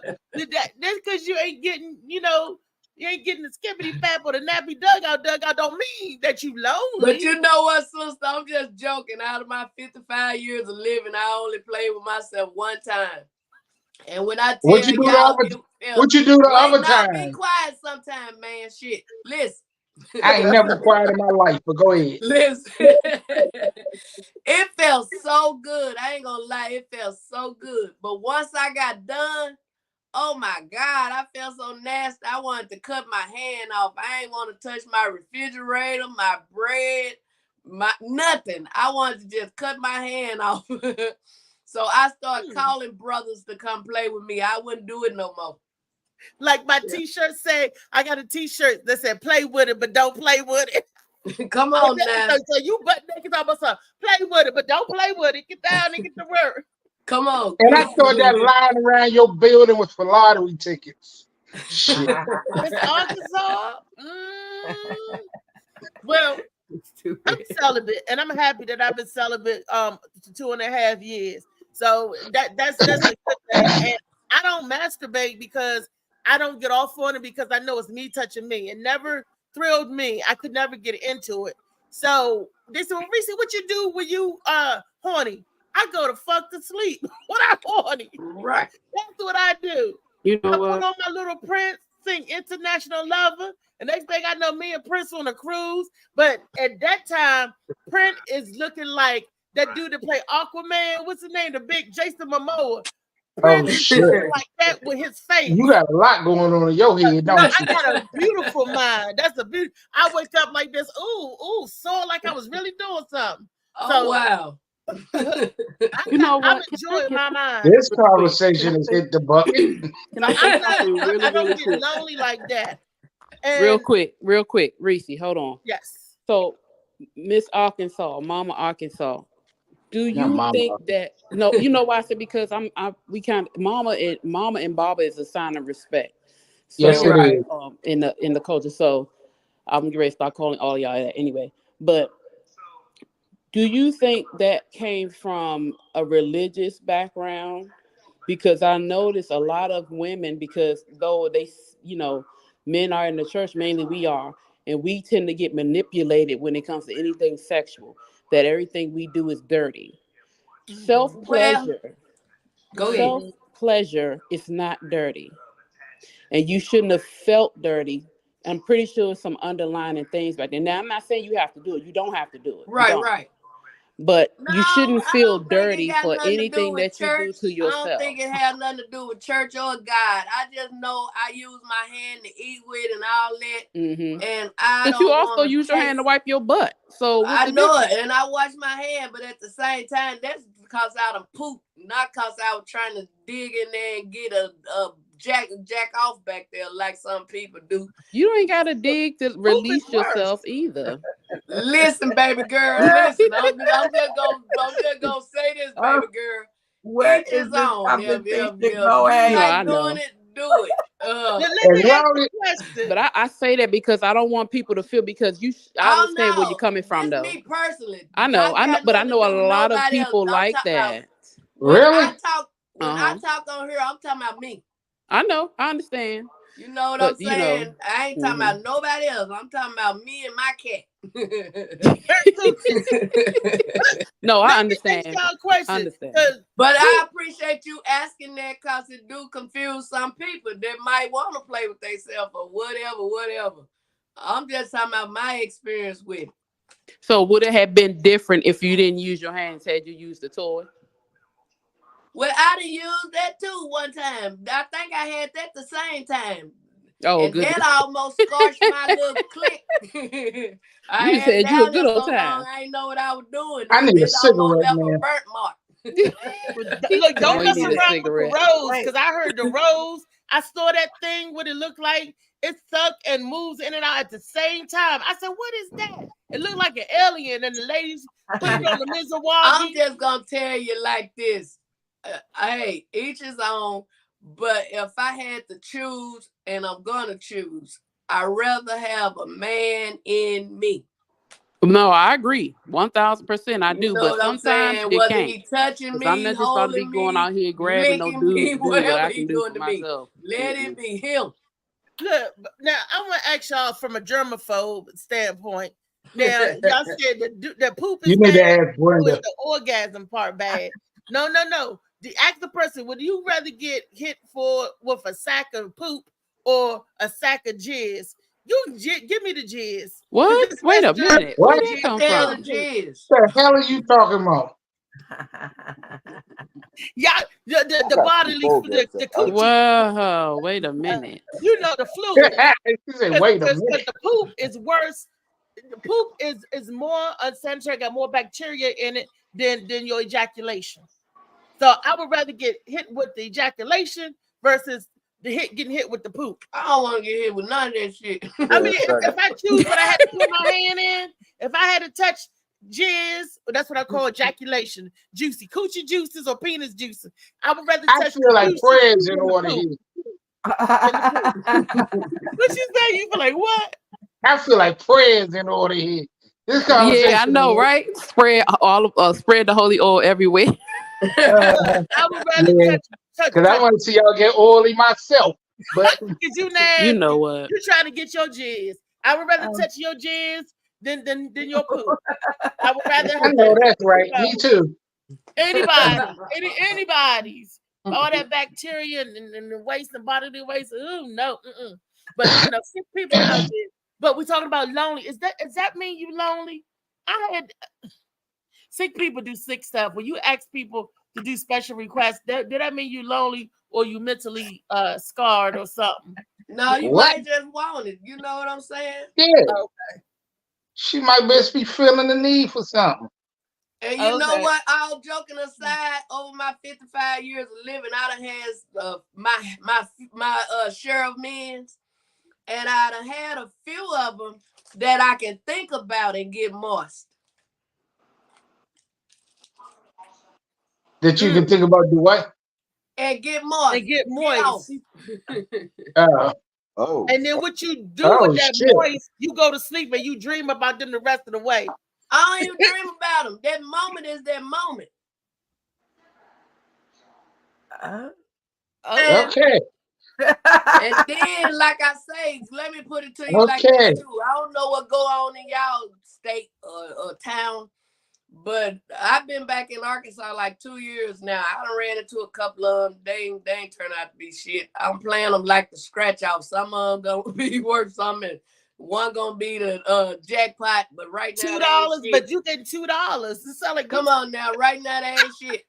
But I realize here in my state, like I said, I can't speak on no one else's state, but in my state, before this pandemic or whatever that thing they had, I can count at least 12 men that was calling me every day trying to get with me, and a couple of them did. You know what I'm saying?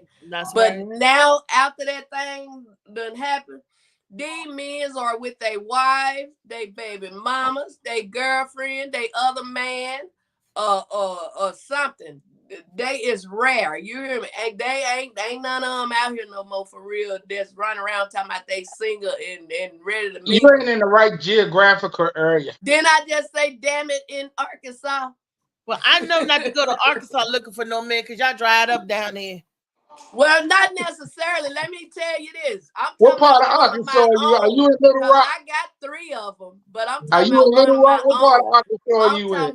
I got 3. I got 3 of them, and all of them named James. All of them old as hell. One drive trucks around the world making that money.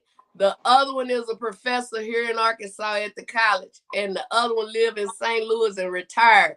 So I'm good on all 3 ends, and it ain't like they want to really just be banging. You know what I'm saying?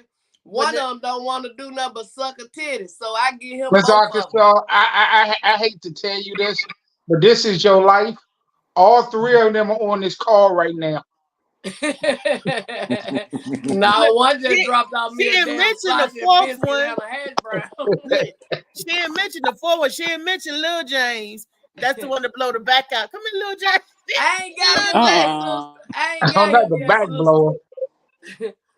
I ain't got him yet, but I did say I'm getting ready to get rid of these extra pounds because my knee been bothering me. And I said I'm gonna either find me a young man to beat it off or an old man to eat it off. I don't give a damn. I'm finna get rid of these 10 pounds. Well. She said, what? Well, this is a grown and sexy conversation. This is a freaking for Wednesday.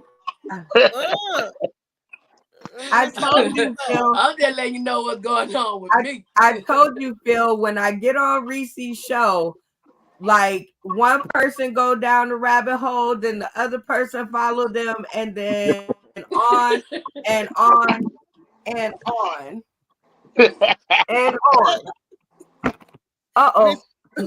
Miss Arkansas freak little Debbie No. come on Fridays. Freak little Debbie to the show. Oh, my bad. Let me talk about That's Don't worry freaky about it, Friday. Hey, did y'all Miss hear Arkansas. about Drake House We got shot appreciate up? you.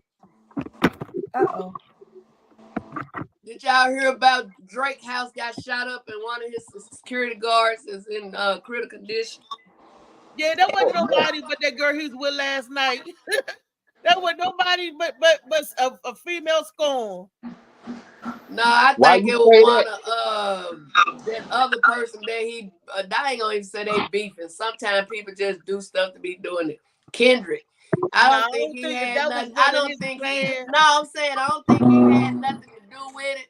But sometimes you can have some fans A that's fan so or something. Yeah. over Yeah. you that they will go do something stupid and they ain't got nothing to do with you. I think it was a female that he said that he was gonna come over their house and didn't show up. You know, look. I know why the hotline blink. That can only mean one thing. I don't He know didn't what kind of answer. sister you is, but He I ain't didn't no answer sister that to go shoot up sister. no damn house over no sex. He caught him in a lie or caught him with another woman. A woman scored because the bullets were sporadic, and we know That's sporadic. the bullets was all rat-a-tat-tat and made everybody scattered. It was all over the place. She was like, "You motherfucker!" It was one of them. No, I Then a disagree. real assassin, they would have got that bodyguard one hit and quit. Boom, boom, boom. And you could tell they wasn't from DC. And my thing is, how you the only bodyguard out there? Only one. Because That big Aubrey old ain't mansion. I handled would have had me a person all around the house, snipers and everything. Because wasn't nobody messing with Aubrey. Wasn't nobody checking with Aubrey like that. Come on now. The little Aubrey from Canada, that Canadian wasn't messing with nobody. He just light-skinned love, just bringing it up there. You know, he don't even know nothing about beef. He's a vegetarian. He don't. Hey, Miss Burger, Drake was there? I don't think so. Oh, okay. You know, regardless of what happened or how it happened, my prayers are with the guy that was shot. You know what I'm saying? Exactly. Your life shouldn't be on life because of some foolishness. Well, unfortunately, especially that's why we're trying to do the benefit that we're doing on June 21st, 22nd, and 23rd, the Freedom Festival, to try to get them to stop the gun violence, stop picking up bullets and guns, and pick up the microphone, tell some jokes, laugh a little bit. Life is so depressing and so serious. We need enjoyment. We need laughter and some fulfillment. We need something other going on than hurting each other. And I don't want to hear that mess about hurting people hurt. Okay, so look, if you ain't ready to laugh, people laugh. Let's make each other laugh. How about that? Mm-hmm.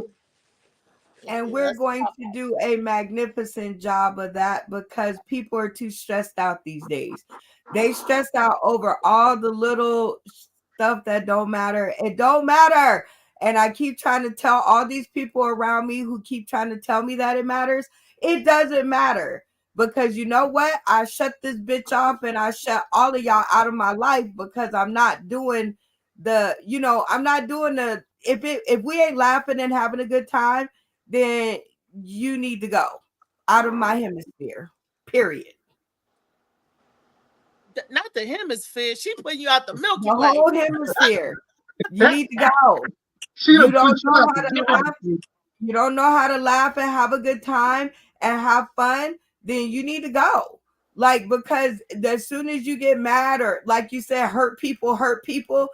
If that was the case, I should just go outside and smack my neighbor. Like right now, I should just go outside and be like, you know what? Pow! Right.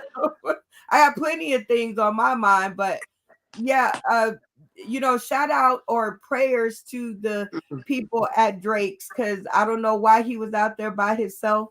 I wouldn't have been out there by myself. I'd be like, it's in my contract that I need like 3 other people so that I don't get shot up by myself. But if y'all tuning in today, tomorrow, and beyond, put the guns down.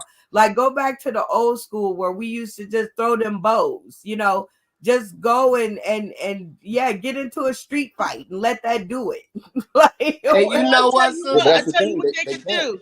They can And throw you the know guns what? I down and always throw the tell them, bullets. because I am a witness. I did do time in prison, and when I got out, instead of becoming one of the worst criminals I got out, I became one of the best comedians.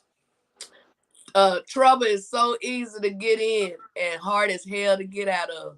When I tell you I ain't been in no trouble over 30 years, but these people treat me like I've been in there 30 seconds ago, it ain't no good feeling. I go all around. Let me correct that. God takes me all around this world doing comedy. Apollo, I mean, everywhere. But at the same time, it's just been like April the 8th when I truly let it go, because I had a thing in here with me and God where I cried like I had lost about 8 loved ones when I got that pardon denial. But when I tell you, before that, I was going around making people laugh and stuff and was feeling like Miss an elephant Arkansas. had his foot on my chest. Now, I You want know to what go I'm back to saying? something you said. When you said Mhm. your pardon denial, what do you mean? Explain to us that don't know. What do Well, you over 30 years ago, my sister and this young lady was fighting, and I'll tell y'all the same thing I told the newspaper, and interviews, and everybody over these 30 years. It was some more shooting going on after that nightclub. My sister said she was gonna go get her clothes off my mama clothesline, and I was like, "Well, don't wake her up, because I ain't ready to get my kids yet." That's how close my mother lived to the club. Anyway, these two young ladies, excuse me, was picking with my sister. I didn't live in Arkansas. I had left, but I came home.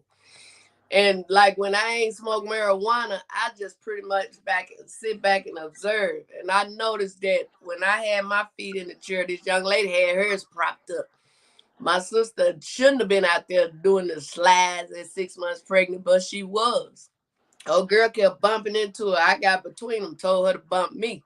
And my sister said, "It's all good, sister." I said, "No, the hell it ain't. She gonna quit picking with you like that." Then we squashed that. So we leave the club. Like I say, my sister walking to my mother's house, and then a big old fight break out right here by the club. We walk down the street, they still fight. I hear a couple of gunshots and this and that and that. This lady passed by in her car with the lights off. I said, "Y'all better get back. She might be finna run over us," not knowing it was her. She catch up with my sister. They fighting like crazy. These folks started coming on behind us. I mean, they didn't care who they fall over, who they knock over, nothing. That's how bad this fight was. So my statement got me locked up. They didn't say my bullet. They didn't say my gun. They didn't say no witness. They said my statement got me locked up. And all I said was I shot one time. I ain't say I shot nobody one time. I said I shot one time. And my statement got me 20 with 8 suspended, 12-year sentence. I did 11 months at the county and 3 years in prison.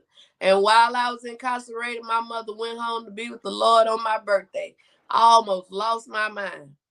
I'm telling you.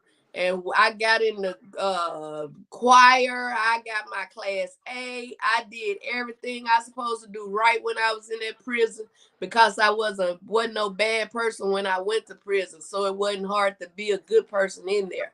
Then once I was released, I tried to get jobs. One job I had it was early in the morning at this factory. They said, if you have a record, a background or whatever, federal, fed or whatever, they say, stand in that line over here. If you don't, stand in that line over there. I went over there in that line, being truthful. Well, we gonna have to let you go. You can't, be here or whatever. I come back a week later, baby. They said that same stuff. I got in that other line and got that job. You heard me. But it didn't last, because I started doing my comedy and people were booking me and stuff. So I was telling my supervisor, I can't be in this day and that day. So sometimes he'll let me go, then sometimes he wouldn't. So I let them go. And I just started doing my comedy and made that my job. since people didn't want to give me a job. But you know, like I say, I don't know if my bullet took that young lady's life. I pray to God it didn't. But I did have the decency to ask her mother and her children to forgive me if it did. And one of her babies said, Miss Rudd, I forgave you a long time ago. She said, free yourself. And I said, baby, I wish it was that easy, because her mama wasn't no enemy of mine. Her mama and my sister was fighting over this no good man. I used to boost. I used to boost when I was when my children was growing up, you know, still. My mama thought I had a job. I left home every day at the same time, came back at the same time with 5 big old hefty trash bags full of stuff. 3 of those bags be for me and my children. The other 2 be for sale. So I sold her stuff for her and her kids. And, you know, it bothered me because, like I say, she wasn't no enemy of mine, you know. So that bothered me for many years too. But I felt better after I talked to her mother and her children. And then, first of all, I asked God to forgive me. But it was so hard to just forgive myself because I was laying there not knowing if I did it or not. But I was still going around making everybody else laugh and felt like an elephant had his foot on my chest. So forensics couldn't find out if you did it or not. They forensics couldn't find out nothing. They didn't even check. All they said was yeah, they just said she had a hole in her shirt. They said it was a 22. I don't even think the gun was a 22. The person that gave it to me is no longer here. He didn't get killed or nothing. He just died. I don't know what he did with it that night. I just remember him rushing to me to get it when he found me or whatever.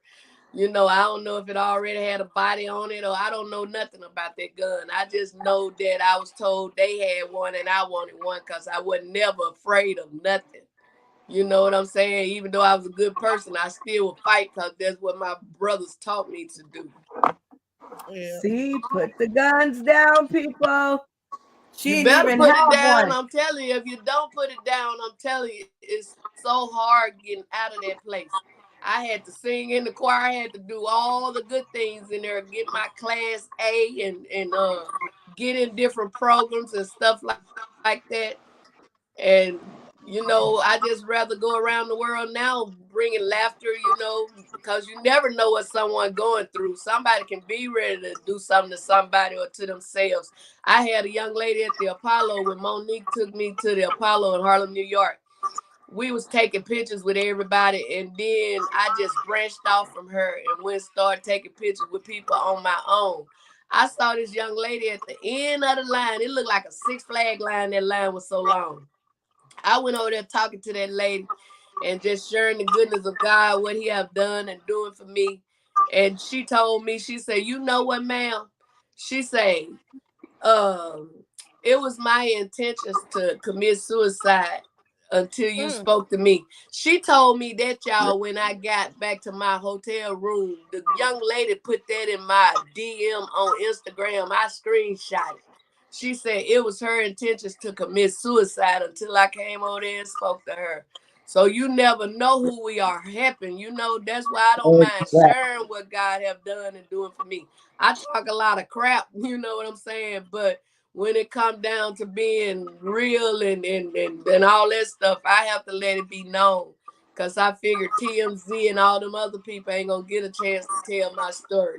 Not only have I been incarcerated, I also did coke over 30 years ago. I haven't had that. I've been delivered, thank God. I haven't had marijuana over 20 years. It's been 7 years and 8 days now that I haven't had alcohol. And once again, like I say, it's been over 20 years since I put my hand on anything that don't belong to me. So I just felt like God was cleaning me up before allowing whatever he gonna do with my comedy or my book that I'm writing or whatever. I don't know his plan for me. I just know I want to be. I just know I want to be in it. You know what I'm saying? And you so are what I said, right. I pray that helps somebody that's watching. You know, if it don't help but one person, it done did what I wanted it to do. He would sit you down so he could set you up. See, that's what everybody say. Oh, you had a setback. I too in my life had a setback. I ain't supposed to be here either, but I am. And then part of it is in this book. It's a fictional book. And you talk about writing a book, sit me down to write a book. I was on my deathbed in 2017, and my rehabilitation therapist, I'm in a hospital, I'm crying. I want to die. I just didn't want to live no more. Okay. She was like, because I felt that I was useless because they were like, oh, you disabled, you can't do this, can't do that. And I was like, what good am I? You know? And my therapist said, girl, you ain't disabled, you ain't useless, you ain't. She was like, you got a whole lot. She said, all them stories you be telling. Boom. And this is the 1 out of 5. And everybody so far that have gotten this book, read this book, enjoy this book.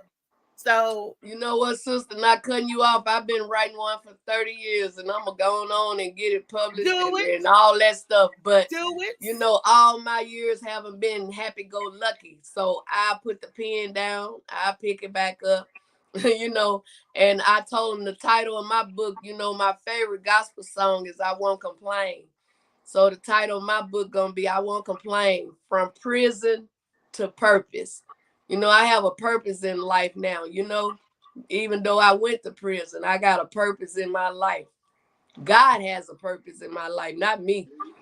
And when I tell y'all I cried when I got that paper out that mail, I started asking God how and why. You know, I didn't never curse him or nothing like that. I wasn't that crazy. But I started questioning him. God said, be still and know that I am God. And guess what else I heard, y'all?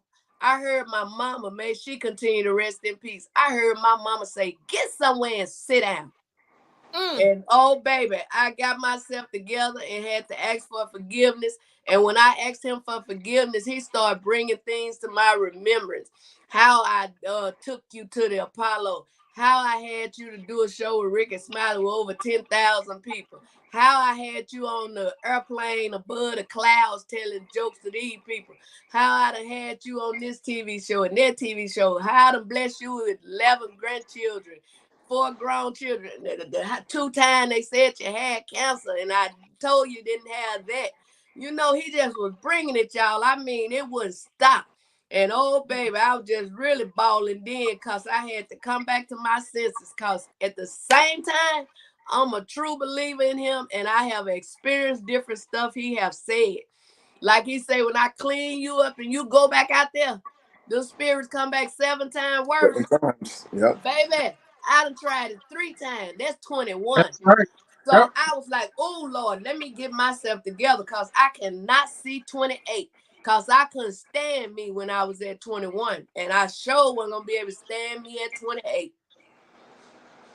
wow. I'm telling you, this thing is real. I don't care who don't believe because at the end of the day, when we all stand before him on judgment day, he ain't going to ask me about nobody but me.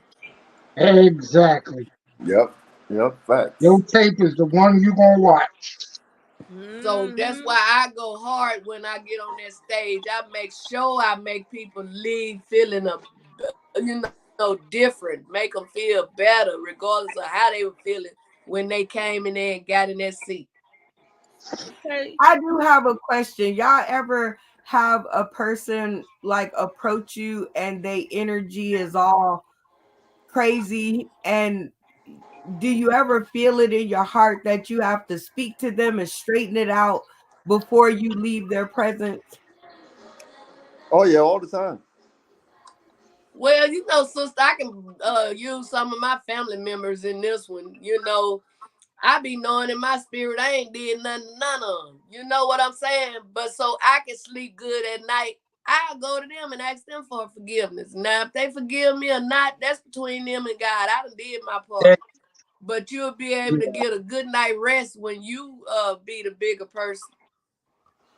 No, I think she's talking about like a stranger. Like when you said them too, that especially lady. if you ain't, you know what I'm saying? No, Sometimes like you have to tell them to go on now, go on with it. I don't have a whole lot of friends, but I've never met a stranger that I didn't turn into a friend.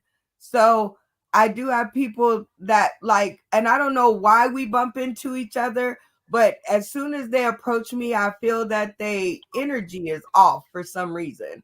And I stand there for a whole nother 2 hours trying to straighten out That's trying too to long, straighten out Susan. their crap.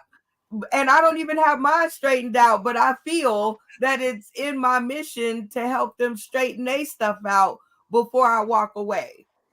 Well, you can pretty much see what's going on with them. You know, if you feel like you breaking that egg or knocking down that wall. But if they still ain't, you know what I'm saying, trying to let loose or share with you or whatever, let them go on with their problem. Look, I'll stand there for another hour until No, I you get it I think settled. something wrong with you. It might Can't be. do it. Can't do it. I will definitely stand there and listen and talk and massage and resolve and plan out until I feel that their energy has been straightened out. Now, I don't know if I've solved the problem, but I do know that their energy be better. Well, Like if you when they be walk standing up there to me, 2 and 3 hours, I think that's a calling on your life. I You know what guess I'm saying? so. That's why I asked. I had to ask, like, does anybody else do that, or am I just the dodo bird? Don't say no, Phil, because my cousin just asked me the other day. She said I attract all types of weirdos. She said, because she always called me little. She said, little mama. She said, something wrong with that person. You need to stay away from that. She said, you attract all kinds of stuff. And like you said, Brenda, maybe it's to help or give them some type of guidance or direction. I don't know why we cross each other's paths or why it's look, a purpose-driven life. Ain't right there, right, Miss Arkansas? Why did we cross each other's path? Then this is a funny thing with me and Miss Arkansas that I'm gonna share that y'all probably didn't know. We was going to be destined to cross each other's path anyway, and Lee did the link because she was going to be on Gwen's poolside comedy series now. And y'all know that Gwen, if y'all don't know, that I worked Gwen poolside. I was gonna meet Miss Arkansas then. Because everybody go over this, I know I was gonna meet Miss Arkansas then. But Lee was like, we had to push the May back, and Lee was like, I got this lady I want you to meet, Miss Arkansas. I said, I already know about Miss Arkansas. and I was like, how you know her, Lee? I'm like, what? Yeah. So and that's how it was. And she was like, I want to bring on the show, Miss Arkansas. I said, sure. And then see, Miss Arkansas didn't know I already knew her or knew of her, but I did. Yeah, the day Gwen called me and said she was postponing the show, she said she had just got off the phone with you. You and her had talked. But still, I didn't know who you were. You know what I'm saying? But I always tell people, just because you don't know somebody, that don't mean they don't exist. Or they don't know you. Or sometimes we don't know each other by name, but be like, oh yeah, right. I heard it because, boom, there we go. Yeah, I met Gwen in Las Vegas, and then I be putting shows together, especially like at the Ritz Civic Center here. Well, not here, but in Blythesville, Arkansas. And I brought Gwen there and let her perform with me and some more of my comedian friends, and they went crazy over her, and she went crazy over my family too. They show her so much love. She and her eating and doing all kinds of stuff because that's the kind of family I have. You're gonna be family once you meet them, And she said she can't wait to come back, and then she kept talking about bringing me out there, and I told her, as long as you ain't cancel the show, I don't mind you postponing it, as long as you ain't cancel, So if God say the same, August the 10th, I'll be out there. And then I will see you there, August the 10th. Yeah. And you might want to stick around because we got a show on August the 24th in Aberdeen. Baby, I can't stay out there that long. You better bring me back.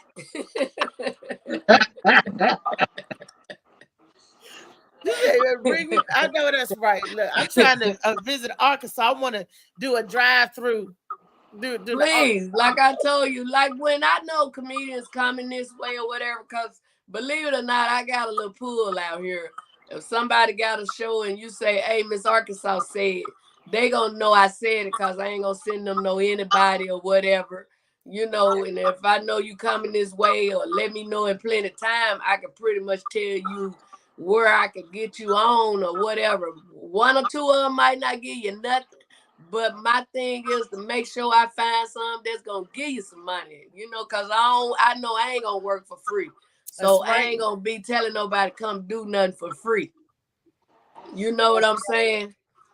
And we ain't working for no damn alcohol and chicken. Look, I got my own liquor. I carry my own liquor with me, don't I, Phil? Yep. And my own chicken. So I don't need Come on now, right. So yeah, if you come this way, let me know. And I can't put you in no hotels or nothing like that yet, but I will allow you to come in here and lay down somewhere. I know that's right. And I appreciate that. Thank you for the love and the hospitality. So I know when I give you my bed, I get on the couch. Because anybody else, I have to put them an air mattress or something in here in my comedy room. I got like y'all just everything all around in here and stuff like that. So, but I got a couple of air mattresses. I just lay them in here in this room. We'll make a way. That's what Mama did with all 10 of us. Look, and I'm easy. I sleep sitting up in the chair anyway with my leg propped back. That's good for me. And the recliner position. You got an I ain't got no damn recliner. You're gonna lay your ass down. You got a chair and an ottoman. I'm good. Oh, you can get this one. I don't know if it lay back or nothing, but I'll give you something to put your foot in. Phil talk about something. We heading down to Miss Arkansas. I heard you, Phil, when you said that. What you say, Phil? I've been to Arkansas. It's getting hot down there right about now, so we gotta wait till later. We gotta wait. Oh my God. Yes, Lord. You don't want to go to Arkansas right about now. And you know what? The heat ain't the problem. Certain areas you go in, them mosquitoes gonna eat you up. Yeah. Like they know you don't belong here. No, don't want that. That's why I wear the long sleeve and carry a bounce dry sheet with me in my off and all that stuff. Because I am sweet, and I know anybody take a piece of this sweet meat. No, baby. But look, I don't want to do a Pastor Gino Jennings that fall out like he did in India, baby. No. But back to the topic. I would say this, sister. I am the type of comedian that try to help. Well, I ain't gonna even say comedian. I am the type of person that don't mind helping other comedians. You know what I'm saying? If I gotta connect, I don't mind sharing it. But it's so many out there won't tell you nothing, thinking you trying to replace them or something. You know what I'm saying? And so why? I don't have a problem with that. I'm not that crab in the bucket trying to bring you down. If I see you going up, I'm trying to help you get on up there, because I already know if you get up there here, you're going to remember me if you don't do nothing but say my name, you know? I'm the same way. And our connection, our circle, we love and respect. We respect one another for what we do and what they got to bring. And another thing, you ain't got to worry about nobody stealing your jokes in this circle. Because we don't do that. If I take my time to write my jokes, really do that. You may have the same topic, but you ain't gonna hear the same verbiage. Now I went to a show and heard a man do my joke. Like, Hope Joe the Blow. Ain't this I did that too before, the one about bitch I just burped. I heard a dude say that. I was like, damn, he burped too. But I just experienced that Saturday night at a big show I was at. I mean, these some big comedians, as they call themselves. You know what I'm saying? Then this one comedian, he ain't even got still jokes. He is hilarious to me. I worked with him a couple of times. Then he told the one, it really ain't mine. This preacher gave it to me. And then I fixed it up. And I started running around telling it, and I hadn't heard it nowhere else for real. But then to hear him tell it, knowing that me and him to work together, that was like, wasn't right to me. Is that how you find out? Supposed to be saying water, he said the wine instead of the water. I mean, the wine first or whatever. However he said it, he screwed it up. He put a bow tie on your joke. That's all he did. No, he screwed it up and the people didn't laugh. And I told a young lady I was with, I said, you know why they didn't find that funny? I said, hell, that was my joke. Exactly. Yeah. And then I had this one comedian, I'll call her name here. Shit. Karma Barker, whatever her name. She on Miss Pat's show and all that different shit now, But anyway, I don't even follow that young lady. Now, this makes a difference. If you come up with something, you don't even follow that person. They ain't never heard them people jokes and this and that and that. Because sometimes we do think alike. But if it's exactly the same words and this and that, yeah, you done stole it. But anyway, she called me. This was years ago. About 7 years ago. She called me. She said, Miss Arkansas, how you doing? I said, I'm doing good. I said, who is this? That's why I didn't know who her shit, because I ain't had her in my phone. Somebody gave her my number. She said, oh, Karma. I say, oh, okay, what's up with you? I was just calling to let you know I heard you been telling my joke. I said, what damn joke? She said, the one about bipolar. I said, first of all, hell, I'm bipolar for real. She said, well, I just want you to know I'm getting ready to tell it on TV. And I just want to say, don't tell it no more. Guess what I told her, y'all? Bitch, I don't care if you finna tell it at a funeral. Don't call my mother phone no. Oh, baby, I went ham like my daughter said. I thought she was talking about she was finna eat some ham and got high blood pressure. She said, no, mama, that's hard as a mother. Oh, baby, I snapped on her. And when I tell y'all we was on the show later on, maybe about 2 years ago in Vegas.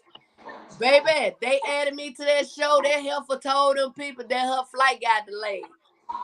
My thing is, I ain't got no beef with you. We can still be on the same show. We can still have coffee. But don't come to me sideways. You know what I'm saying?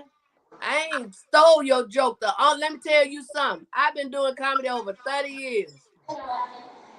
Damn near everything come out of my mouth is mine. The only way I tell a joke that ain't mine, I'll be like, y'all know what? I hear dead people. And they start laughing. I said, Red Fox just told me to tell y'all this joke. And I tell the one about Zachary. But you notice how I said Red Fox told me to tell y'all this. I would never get up there and tell that man joke. I don't care if he is no longer here. I give him his props while he gone. You know what I'm saying? I say it like that. I ain't gonna just say it as if it's mine. Cause it ain't mine. Hey, let me ask y'all something then. I did a show for a big time comedian. I ain't giving no names. He really liked my style. So anyway, he pulled me to the side after the show and told me how much he enjoyed it. But he like, hey, I got some jokes that I want you to try out. He said, go ahead and try them out, because the guy who did these jokes are dead. I'm like, does that make it any better? Well, no, but I believe you can tell dead people jokes. Because let me tell you what Michael Collier said. Just because the person is dead don't mean the joke have to die. And that's you giving the props to whoever wrote the joke. Like Since you brought his name up, let me say this. I hosted 6 shows in Memphis. Let me finish. Go ahead, go, because you struck a nerve when you just said his name. Go ahead. I'm sorry, baby. We won't get back because I want to know what nerve I stroked, so I won't strike it again.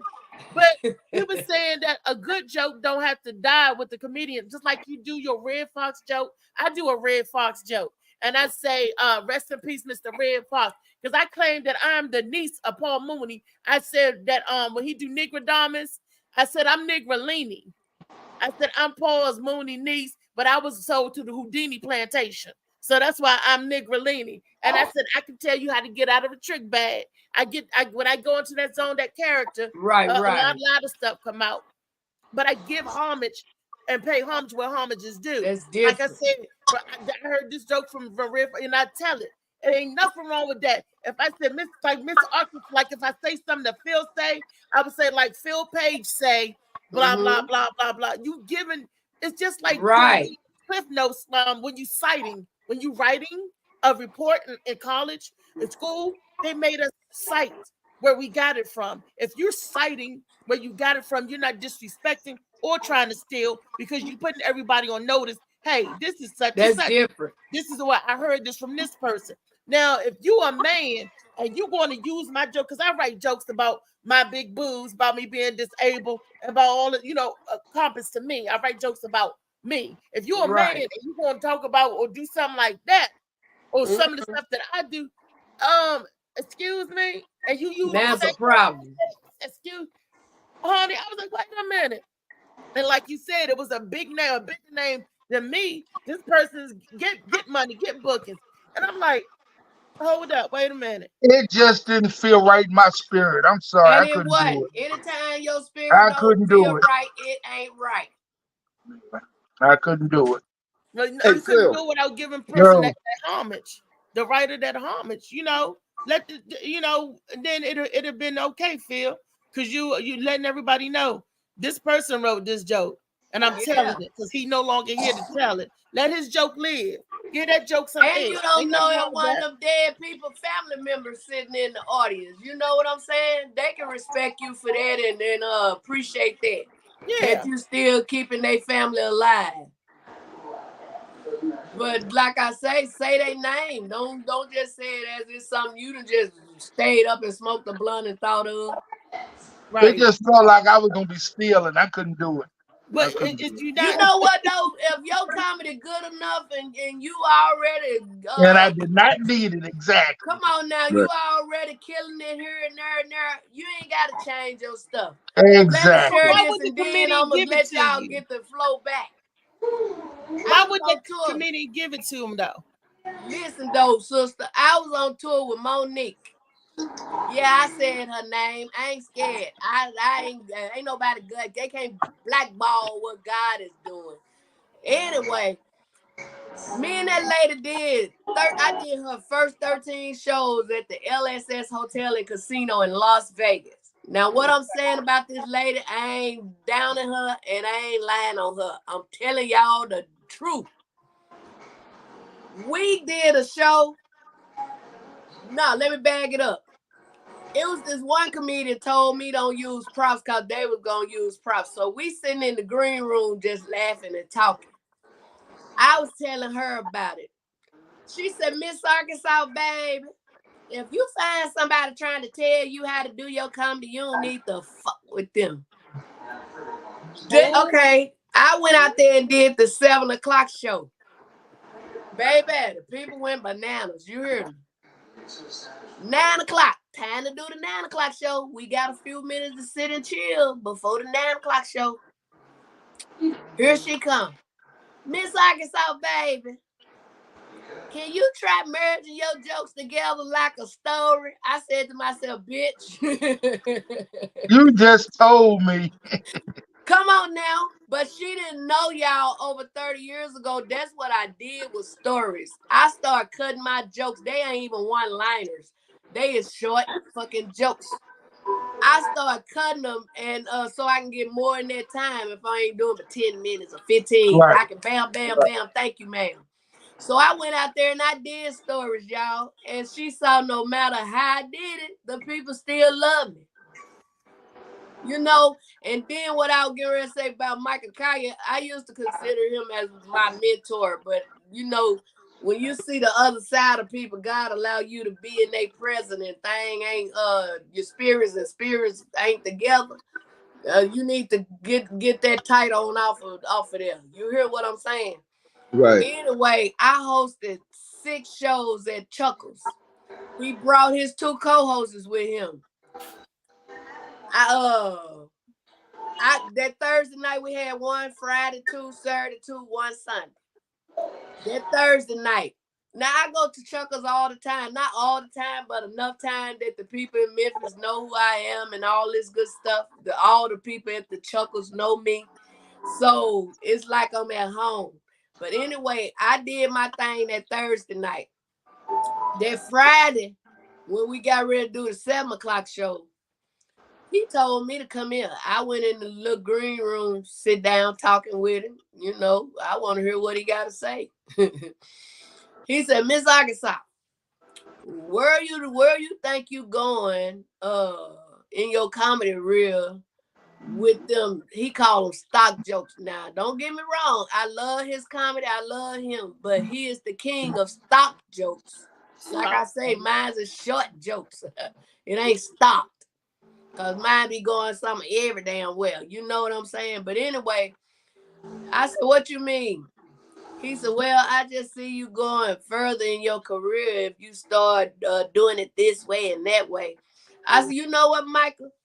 I said, it's been working everywhere I've been, over these 30 years, and it worked last night. I say, I ain't worried about money. I say, I can buy myself a chicken. He said, well, as long as you all right. And I said, it's getting ready to start. I'm going to get on out here so I can get them ready for you. Like that. He said, well, have a good one. But he ain't said like all excited, like, he did the first night. So that would bother me, y'all. I went in that little corner. I said me a prayer. And, to get my mind back right. And then I asked God to allow them people to receive me, allow me to receive them people. And when I tell y'all, I went out there and them people laughed harder than the Thursday night, baby. And it was less people in there. Them people laughed at everything. When I go to the next joke, they still laughing at that joke. And when I brought up the next comedian and got off that stage, he came running from nowhere. Fucking awesome set. If I had to listen to you, I would have bombed. Ms. Arkansas, let me tell you, you sound like somebody told me. Sound like we got the same kind of comedy. Because I do real short liners, but I do a lot of them. I can do they call me 30 for 30. I can do 30 jokes in 30 seconds. Right. But dude told me that I would never get nowhere because of my style. And he told me that there's no way I can stand up on stage and do a 45-minute to an hour set doing the kind of jokes that I do. I'm like, nigga, please. Well, you want to hear something funny? I was told that I wasn't going my stuff wasn't going to get nowhere received because of what I look like. And you know what I said? But you're a big girl and you got to look like this. You got to be snatched here. You got to be snatched that. You got to be. Oh, wow. That's what I said too.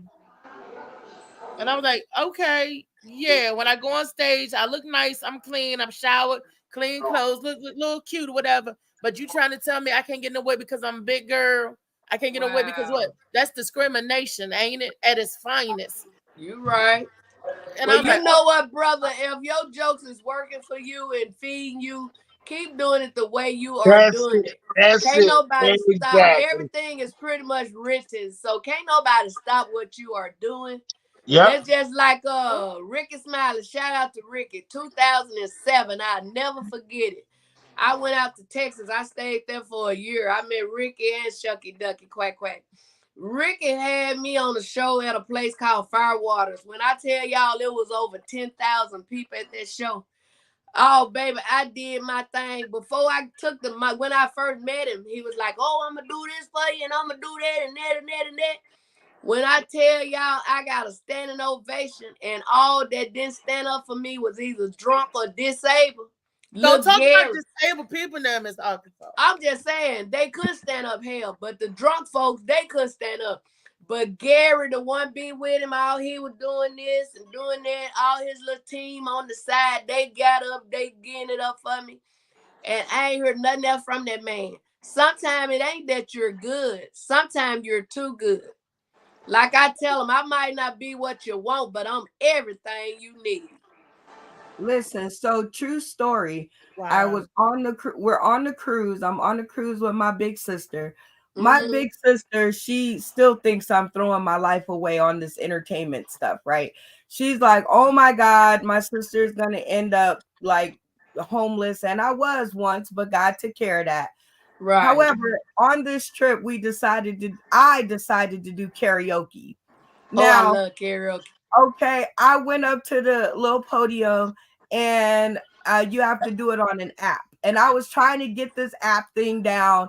And it just so happens that when my song got put in, that we were the last song. Like I was the last song of the night, right? The three people before me, the first lady got up there, sung like her name was Aretha Franklin Jr. Next lady got up there, sang like she was Whitney Houston reincarnated. Third, the man got up there and he was, all on the what is his name, Freddie Jackson. he was all on the Freddie Jackson Love Cruise. Okay. So Mhm. my sister, she had an accident and she hurt her diaphragm. So she hasn't been able to sing.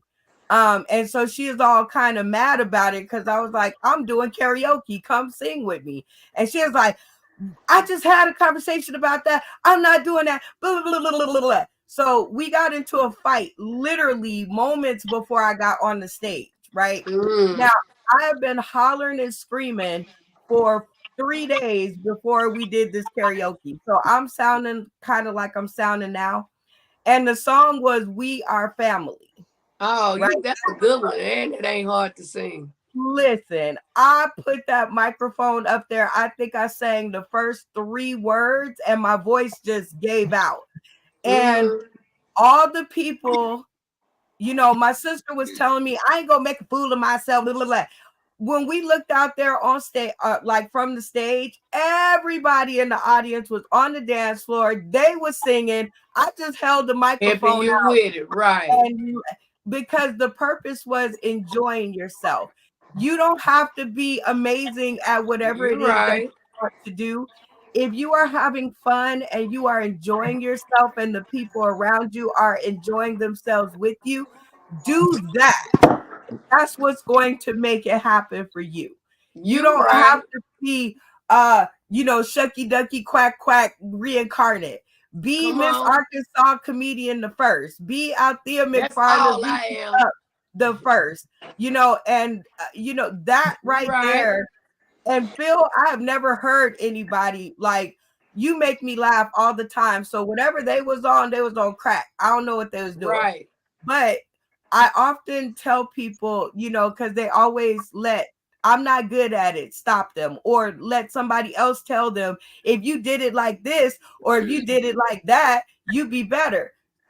Wait a minute, you go over there and mind your own business and let me do it. You're right. So it turns out that the one of the band members from Confunction actually took notice of me and my non-singing.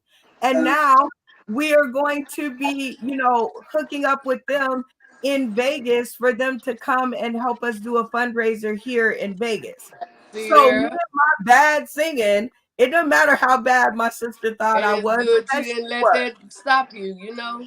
That's right. I was Brenda Brown 0.10 and it worked out just fine. You can't let people stop you. Yes. I knew that voice sounded familiar. I'm like, I've been screaming, so it's a little deeper. Brenda. Hey, Miss Brenda, Arkansas. Brenda done had me on different stuff when I lived in Vegas. Oh, we had a good old time. That's what's up.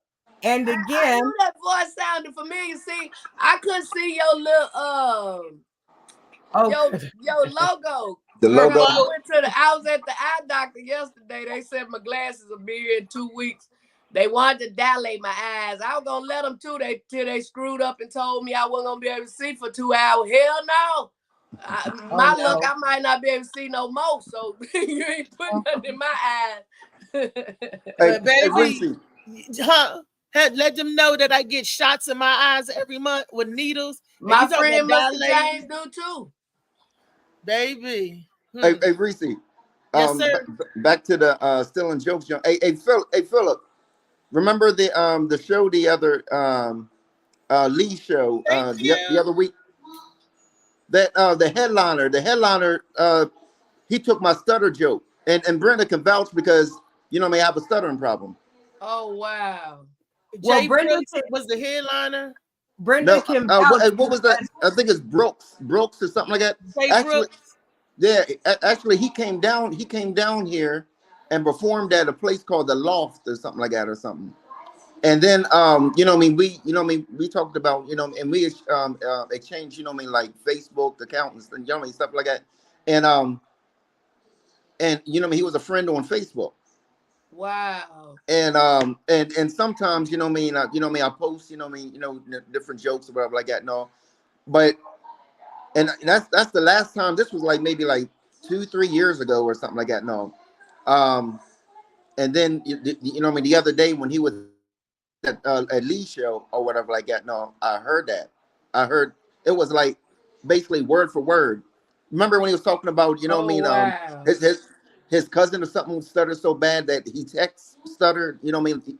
He said something like Right, www. right. But in mine, I had BBB because I was saying, you know what I mean? My cousin was saying, let's go play ball. You know what I mean? And you know what I mean? It was like BBB, but he did WW or something like that. I don't know, but it Right, was right. yeah, Oh basically the same wow. joke. While you was there? While I was there, yeah. Just have me clip the video and But he send it. didn't know I was gonna be there. That's the thing. We haven't seen each other in like 3 years. I'm gonna clip the Wow. video and send it to him, Funny Man Green.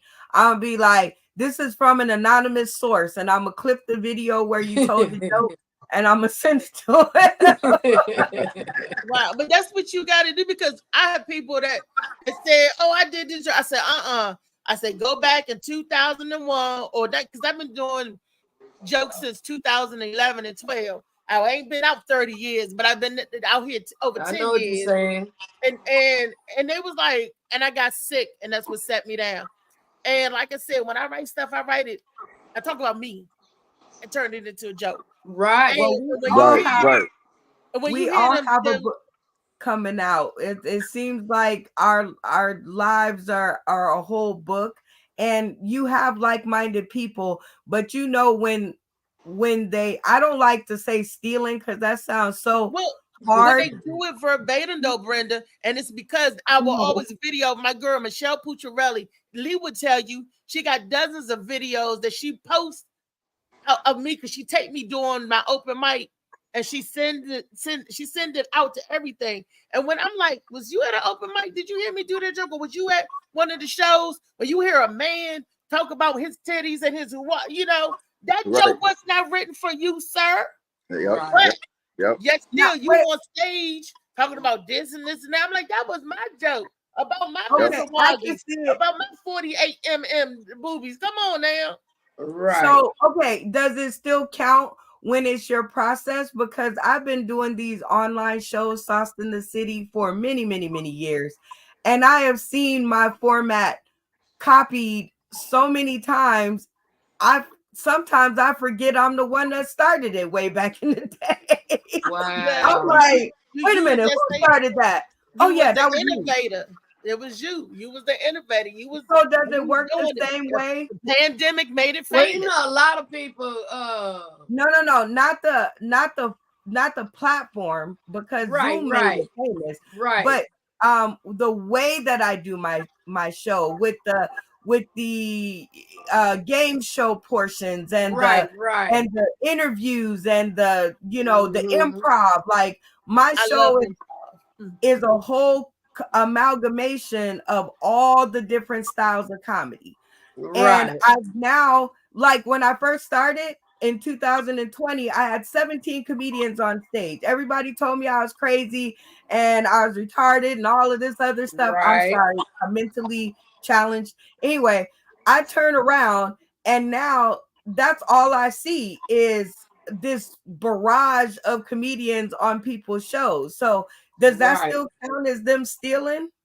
I need to know. Well, no, because like the pandemic started and everybody doing like, I don't like calling them podcasts. I like calling them morning shows or whatever. But that's what these platforms are for.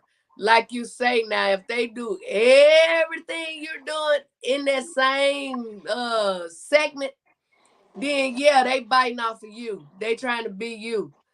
But then I got some emails that I need to send out, some stop and desist, because I see not the platform, Zoom and all this other stuff. Right. That was gonna become a way no matter what. I'm talking about the way that I do my show. Like I said, I had 17. Everybody told me I was crazy. I turned around. Now everybody else got 15, 16, 17. I put a lot of comedians on my flyers. My flyers have always been with everybody on them. Everybody tell me that's a stupid flyer. That's too many people. Now I see other people with everybody on them. And You I'm know trying what, to think Brenda? to myself, That's like many years ago. I said Miss Arkansas and Friends.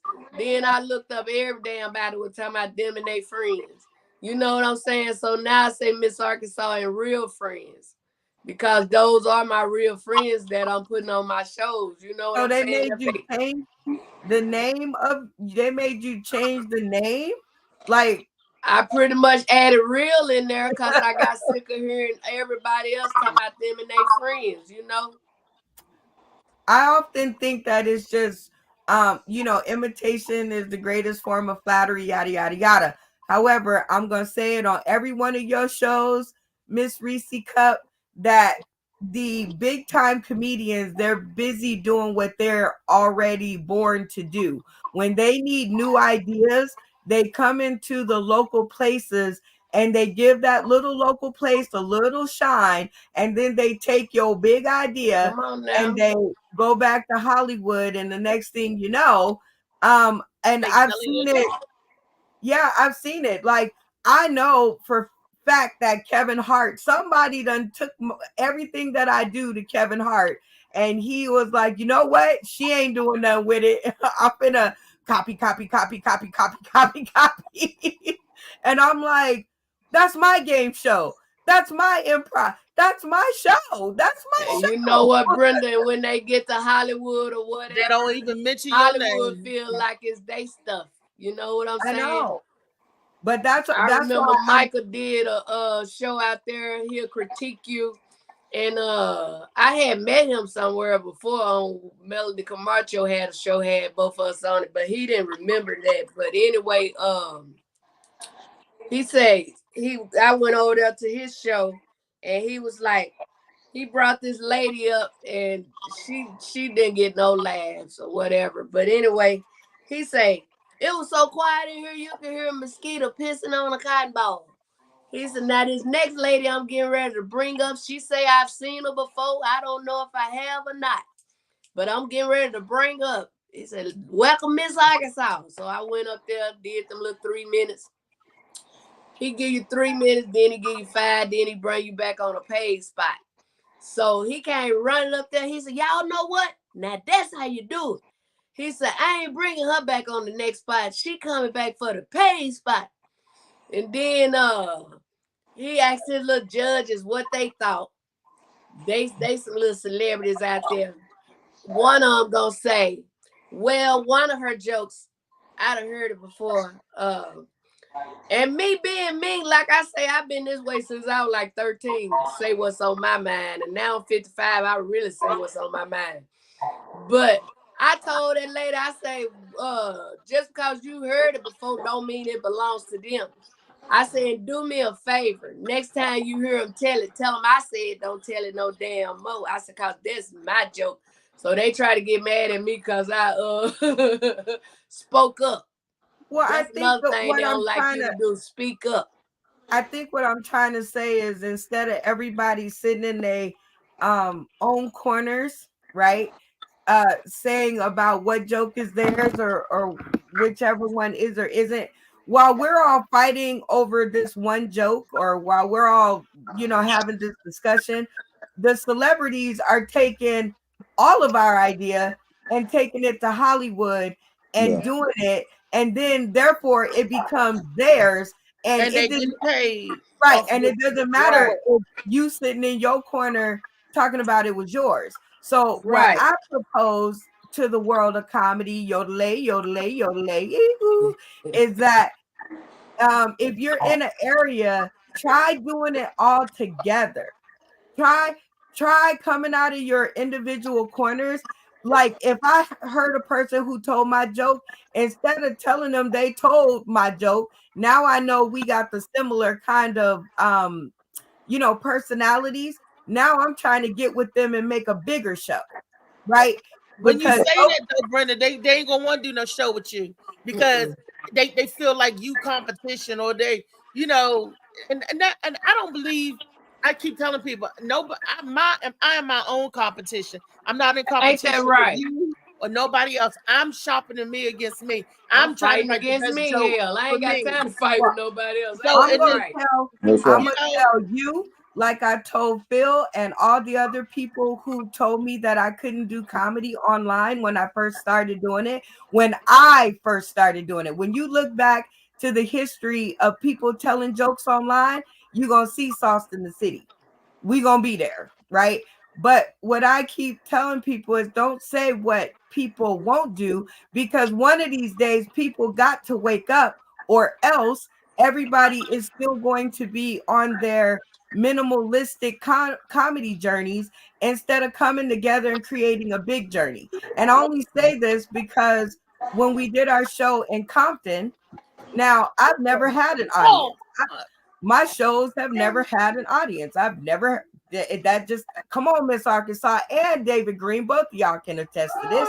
When y'all get there, there's like what, 10 people in the audience and more people on stage in the audience, right? You're right. Right, yeah. When I got to Compton, we did it different, wherein instead of one organization that championed the cause of the reentry population, instead of just one organization saying, no, this was just for us. Actually, they all came together and purchased tickets, and we had over 200 people in our audience. So I know that it can work, but people have to come out of their corners and get over the little stuff, because God gonna give you another joke, I promise. Come on, if ain't that right? Feel that one, God gonna give you another one. But you know what, sister? I don't really trip when I hear them say something of mine. I always say they ain't gonna tell it like me. You know what I'm saying? So I don't trip. Just come out the corners and maybe y'all can tell it together. And yo 20 people, they 20 people, David's 20 people, Althea 20 people. Now we got like 80 people. And, and whoever gets to the joke first, they just got there first. Like, just move on. I just, people who spend time on these things, like the person that I met from the Confunction Band, who I'm going to be working with, he was like, I told him about an idea that I have in with Uber Eats right now. And he goes, well, now you better go and get that, you better go and get that trademarked and patterned. And I'm like, by the time I find money to do all of that, I ain't even going to be interested in doing it. Like, like, why can't I just go? And if they steal it, then that means it wasn't for me, because anything God made for me, nobody can steal. That's why Sauce in the City remains as it is, because God made it for me. He didn't make it for everybody else. That's true. I'm coming out the corner and I'm challenging all you guys out there that have comedy shows that want to stand in the corner and only do it yourself and upset because somebody else done stole something that might look like your show or whatever. Come together, people, because if y'all don't, the celebrities gonna keep making money off y'all head and y'all not gonna get one penny, not one. Well, you know what, sister? If we come together or not, they still gonna do what they do. You know what I'm saying? I feel it like this. Because they ain't got nothing new to do, and they got to keep their little money coming so they can pay for them mansions and them Mercedes and stuff like that. So they don't care who they got to tear down to keep going, Well, like you say, though, we knowing this, we just got to come together and do better. Again, come together. 1 million people is 1 million people, whether it takes 20,000, national comedians to make up 1 million people that one international comedian can make up. 1 million people is still 1 million people. And if you make a great go at what you're doing, they can't steal it because too many people done already seen it. Come on now, ain't that right? Well, I have people sometimes call me and say, Miss Arkansas, such told your joke. So like you say, somebody gonna tell you that it was told. But it's up to you how you react. Yes. Well, see, some people, when you do the open mics and stuff, some of your jokes, only certain people see it, and they'll see it and they'll take it. Like they'll come to the East Coast, see your stuff, go back to the West Coast, and killing with it. Because you're not over there on the West Coast. You don't know that all your material is floating around out there. Your whole set is out there. Somebody else is getting paid off of your set that you're not getting paid back here on the West Coast. Right. You know, so Right. look, this is my IP, my intellectual property. My jokes that I wrote is my intellectual property. So what I started doing is keeping a library. When I tell a joke, I'm telling it either on my show or I'm telling it even on in front of my, but I'm recording it somewhere. So when I release it to the rest of the public and they take it, they go take it, do whatever, but I got footage, I got some proof somewhere that I said that before. That's why I said, when and it's you sad that you got to do that with your brothers and sisters instead of like you saying, Brenda. They said, "Come on, come along. I would love to go on the journey. I would love for one of them to say, come on, Reese. I'm a writer. Okay, that's what I do. Telling jokes is second because everybody say I'm stupid. I heard that all my life growing up. You stupid. You stupid. My first love is right what I'm doing with my pencil and paper. That's my first love. And I got so many materials, so many skits. I'm waiting for somebody that wanted to tap into this and so many ideas because I'm tired of seeing what we see on TV all day, but won't nobody. It's frustrating.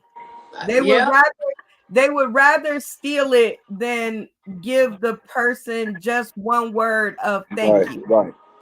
And I've been dealing with that for the past, I don't know, let me think, since 2017. But one thing that I do realize with Sauced in the City is because I've always had so many people on my show and so many people around me that even if they do something that Sauced in the City does, they can do it in Saskatchewan. But I've had so many people on my show. I bet you that I've had people come back and not tell me, but tell the person who's doing it, stop doing it because that's Sauced in the City. That's Brenda, and she's not here. Do you know her? Because if you don't know her, then we go, you guys actually, Miss Arkansas, Funny Man Green, Phil, and all the rest of the 7,000 have built kind of a defense against it because I can't be everywhere and I don't even want to be everywhere. But instead of being upset with those people or frustrated, I will contact them and be like, let's do a show together. Because in my book, when in Compton, 200 people looks amazing sitting out in your crowd other than 10 people. And I can get 10 people to come to my show, but if I have all of us, and I don't care what we did to each other, blah, blah, blah, put it in a corner, stick it in a cork, because this is about us making it, right? And we have to, unfortunately, we're not all Kevin Hart's or Eddie Murphy's or whoever. We're us. But if we all stick together and get over that petty stuff, the petty crap, get over that and use your, like, Althea, when I come to DC, I'm telling you, we're going to have a come to Jesus meeting. You got a lot of talent and too much stuff in there. Just like I told Miss Arkansas when I met her, you're going to make me famous. That smile of yours, that face of yours. Yeah, she showed you to tell me that. Yeah. Right. And you got me, Miss Arkansas, all the way to the next person who I sat on their shoulders. But I never, no matter what happened between any of us, I never say, okay, so December 6th, 2024 is our 5-year comedy class reunion. Okay. Everybody is invited. I don't care if we had a fight outside in the corridor before the show. Please everybody is invited because all of y'all made me up. I didn't make myself up. All of y'all made me up.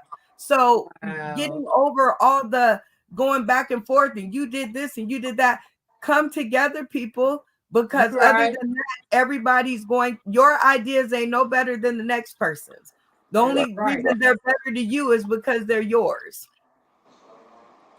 So and with all that being said, whatever we doing, whether it's together or apart, continue to do it if it's working for you. You got to be concerned about your own mental state.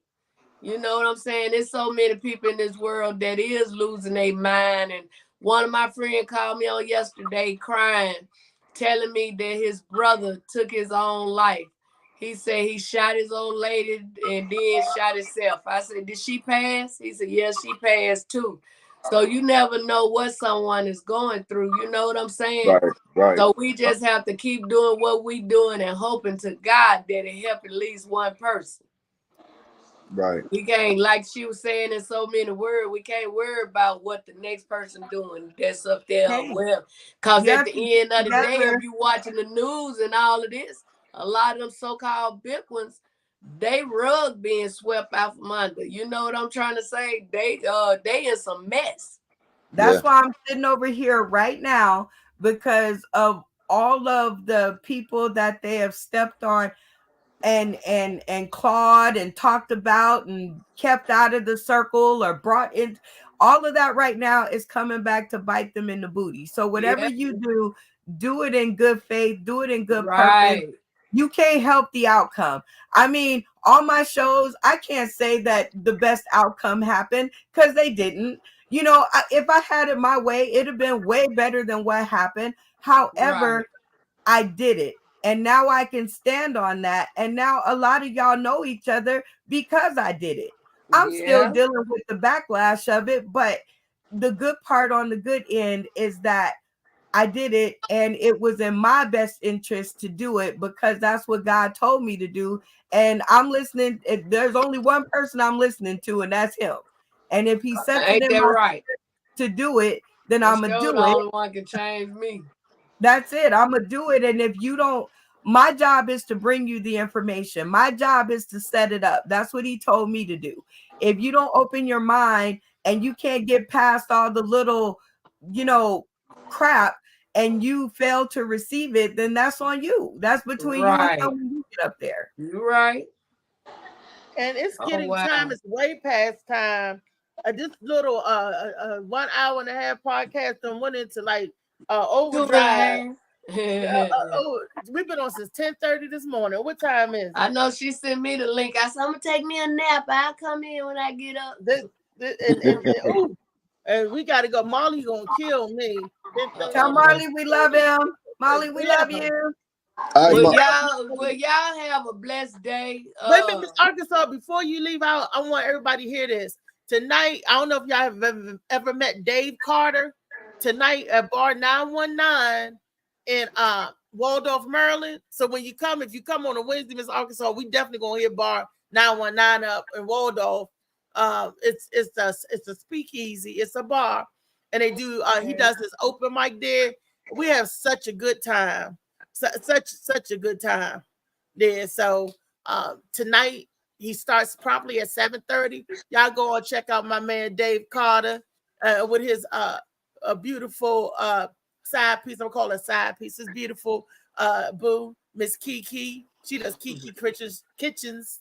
She's an event planner, coordinator, all that good stuff. But Dave and Kiki is hilarious. Bar 919 in Waldorf, Maryland. And the contractor also got a room in Dundalk, Maryland. That's way out there. I don't know what that is. But I wish it was on it's Wednesday night. I don't know where that room is, but it's in Dundalk. I don't even know the name of it. The contractor. Y'all go look them up. Look them up. Miss Arkansas, where can they find you, Miss Arkansas? Because I want to see Miss Arkansas too outside the show. I used to say they can find me at Cash App, but they start saying that too. So they can find me over there at Zelle, because everybody ain't got Navy Federal. Okay. But no, all joking aside, the only place I need to really get my numbers up is over on Instagram, and that would be Miss Arkansas Comedy. I got my other page hacked. People be saying their page got hacked. I got my page hacked. Negro told me he was gonna send me some money. I believed and clicked on the link and couldn't get back in there. But then for the night gone, the same Negro tried to tell me if I give him $100, he'll give me help me get back in there. I cussed him out. And don't you know how they can call you on these apps and stuff? A dude called me and it sounded like the same voice. Oh, baby, I went through all them things and blocked him and restricted him and reported him. I did everything. I said, you won't get me again. But if they can go over on Instagram and follow me at Miss Arkansas Comedy and let me know that they saw me on your platform, then I will follow them back. Other than that, if they got a budget and and doing some booking, they can book me. But please come correct. I'm not leaving my house for no $100 and all that stuff, y'all. I can call somebody and get that. Especially if you're talking about me coming an hour away from my home. If I'm going right around the corner, yeah, give me that 100. Give me that 50. But if you talking about me driving a long way or flying or whatever, no, come to me correct. Well, Miss Arkansas, if you still have my phone Absolutely. number, please call me because we are doing a show in Las Vegas, Nevada that benefits the returning citizens of the world. And matter of fact, I'm a little bit over for calling her, but yeah, we do the anchor comedians now, so it's a little different. And y'all can find me because I gotta go to the bathroom. Sorry. I should still have your number, Brenda. I ain't get rid of your number. Well, you might have dropped your phone, lost your phone. It's been a while. Jeez. And if it ain't in there, I hit you up and get it, okay? Yeah, thank you. And I yes, love you. I love you so much, believe it or not. No, I'm just kidding. Anyway, you guys can find me if y'all really try. I'm Googleable. So hit me up or find me where you can. Usually I'm hiding under a rock.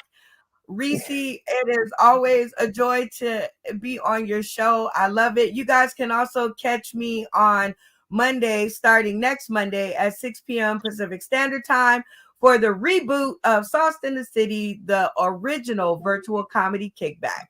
We are bringing it back to the sky. I forgot to say that too. I'm starting my night. It's gonna be at 8 p.m. to 10 p.m. I said I'm on enough morning shows, but anyway, it said late night laughter with Miss Arkansas and friends.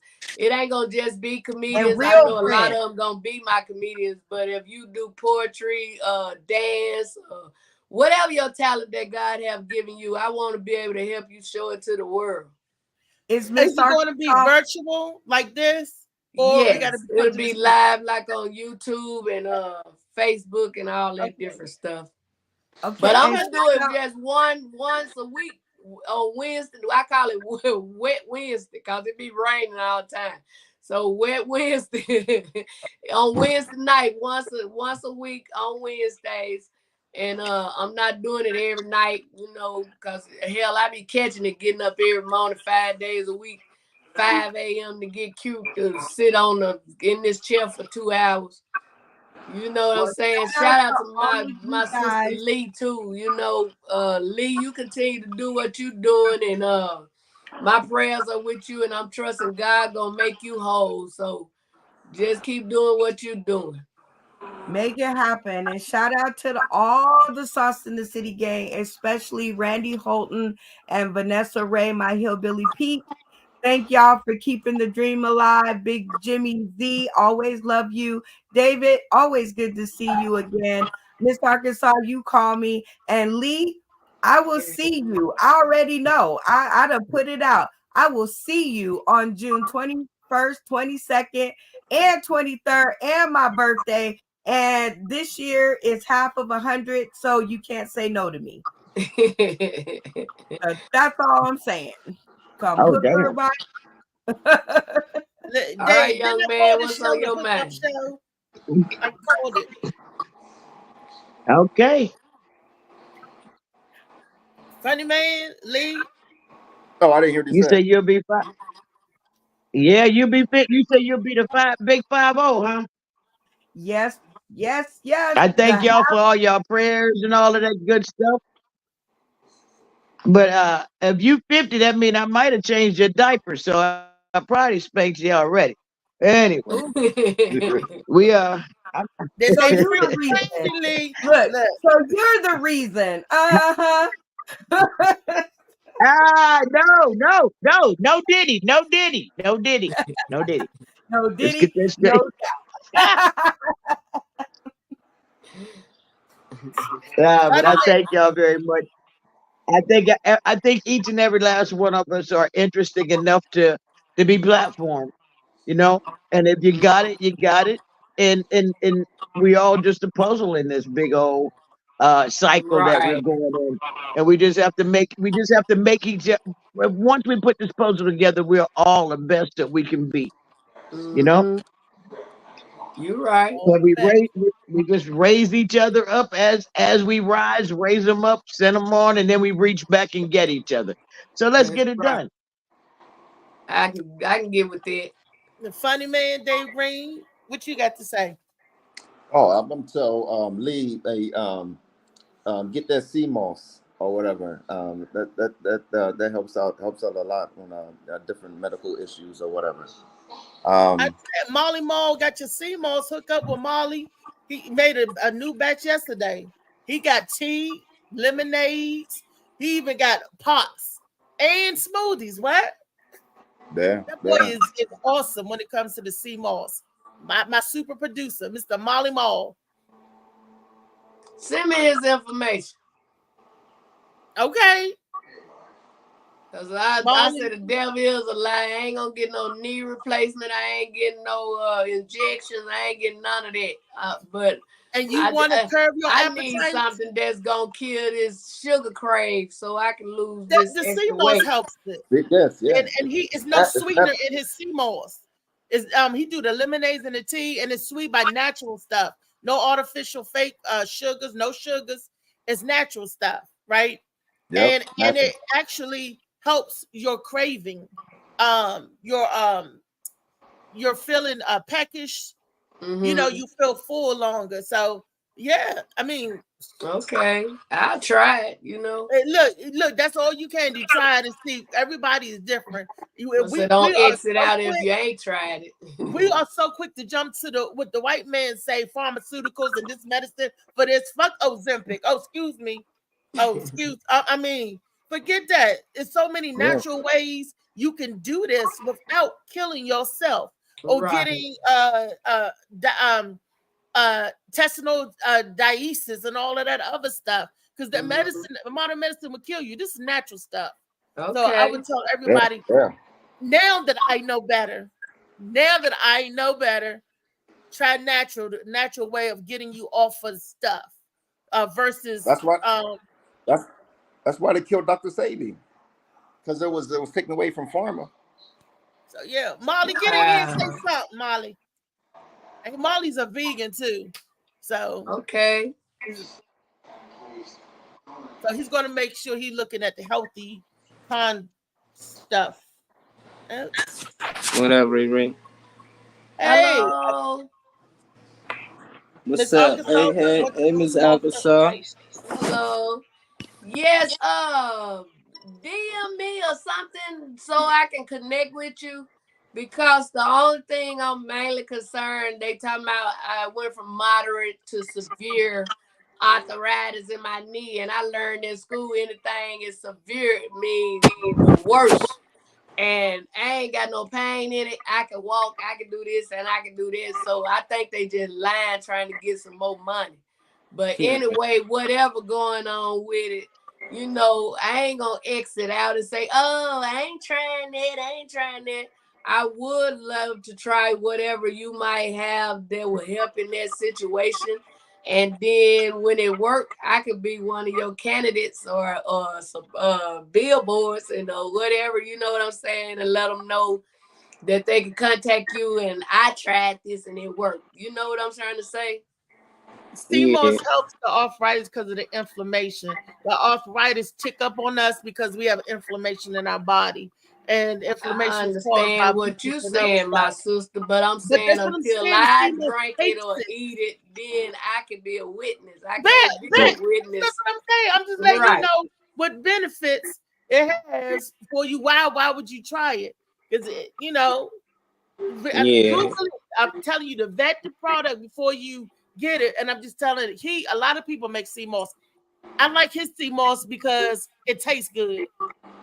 And that's what I'm gonna be looking for too, because I don't like no anything in my mouth. That's why I quit getting dude head. Yeah, no lie. The original CMOS. But now, all joking aside, like I told her, just make sure I get your connect whether it's social media or however. but this is something I would love to get started, ASAP. Yeah, my mother had arthritis, and CMOs that help, with the diet part, but most time it come from exercising, because you don't look like a big woman, so it can't really be weight at all. So Wait a most minute. times it's You exercise. don't look like a big woman. Was that a shot at me?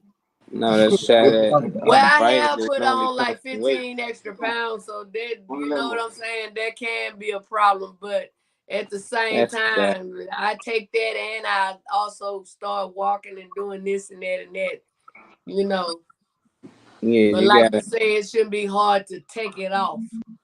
Yeah, and just exercise and hot cold treatment on whatever spot that's bothering you. Put some hot on there, and then turn around, put some ice on there, and that tends to help.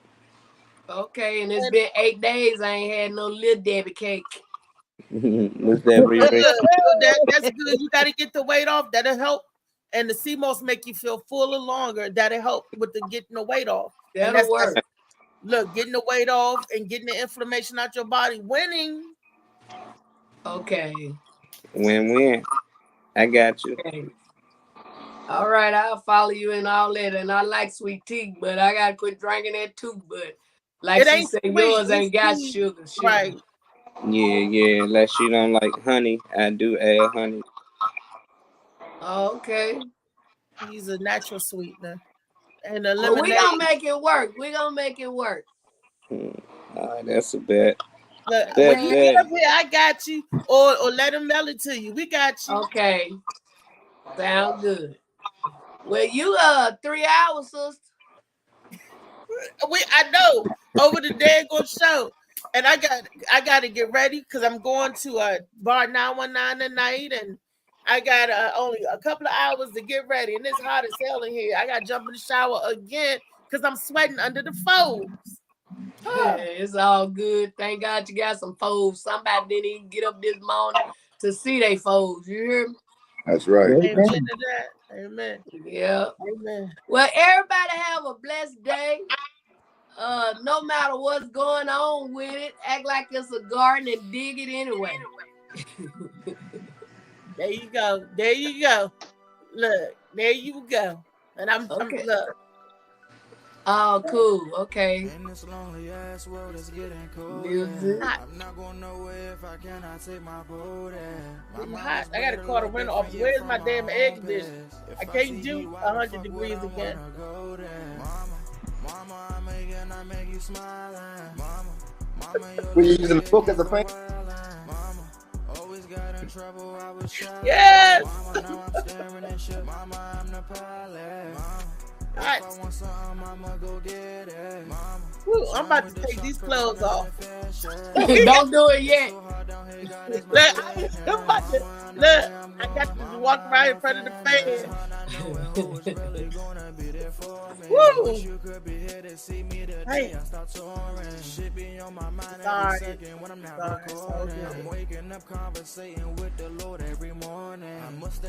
Oh, okay.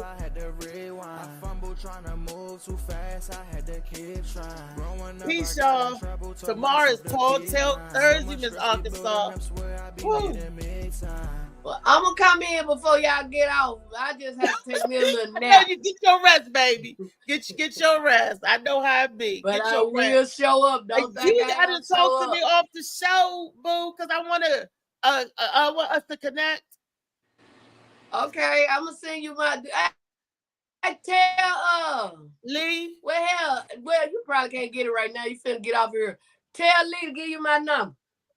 Okay. Yeah. Will do. Because I need yours anyway. All right, well, you have a blessed one here.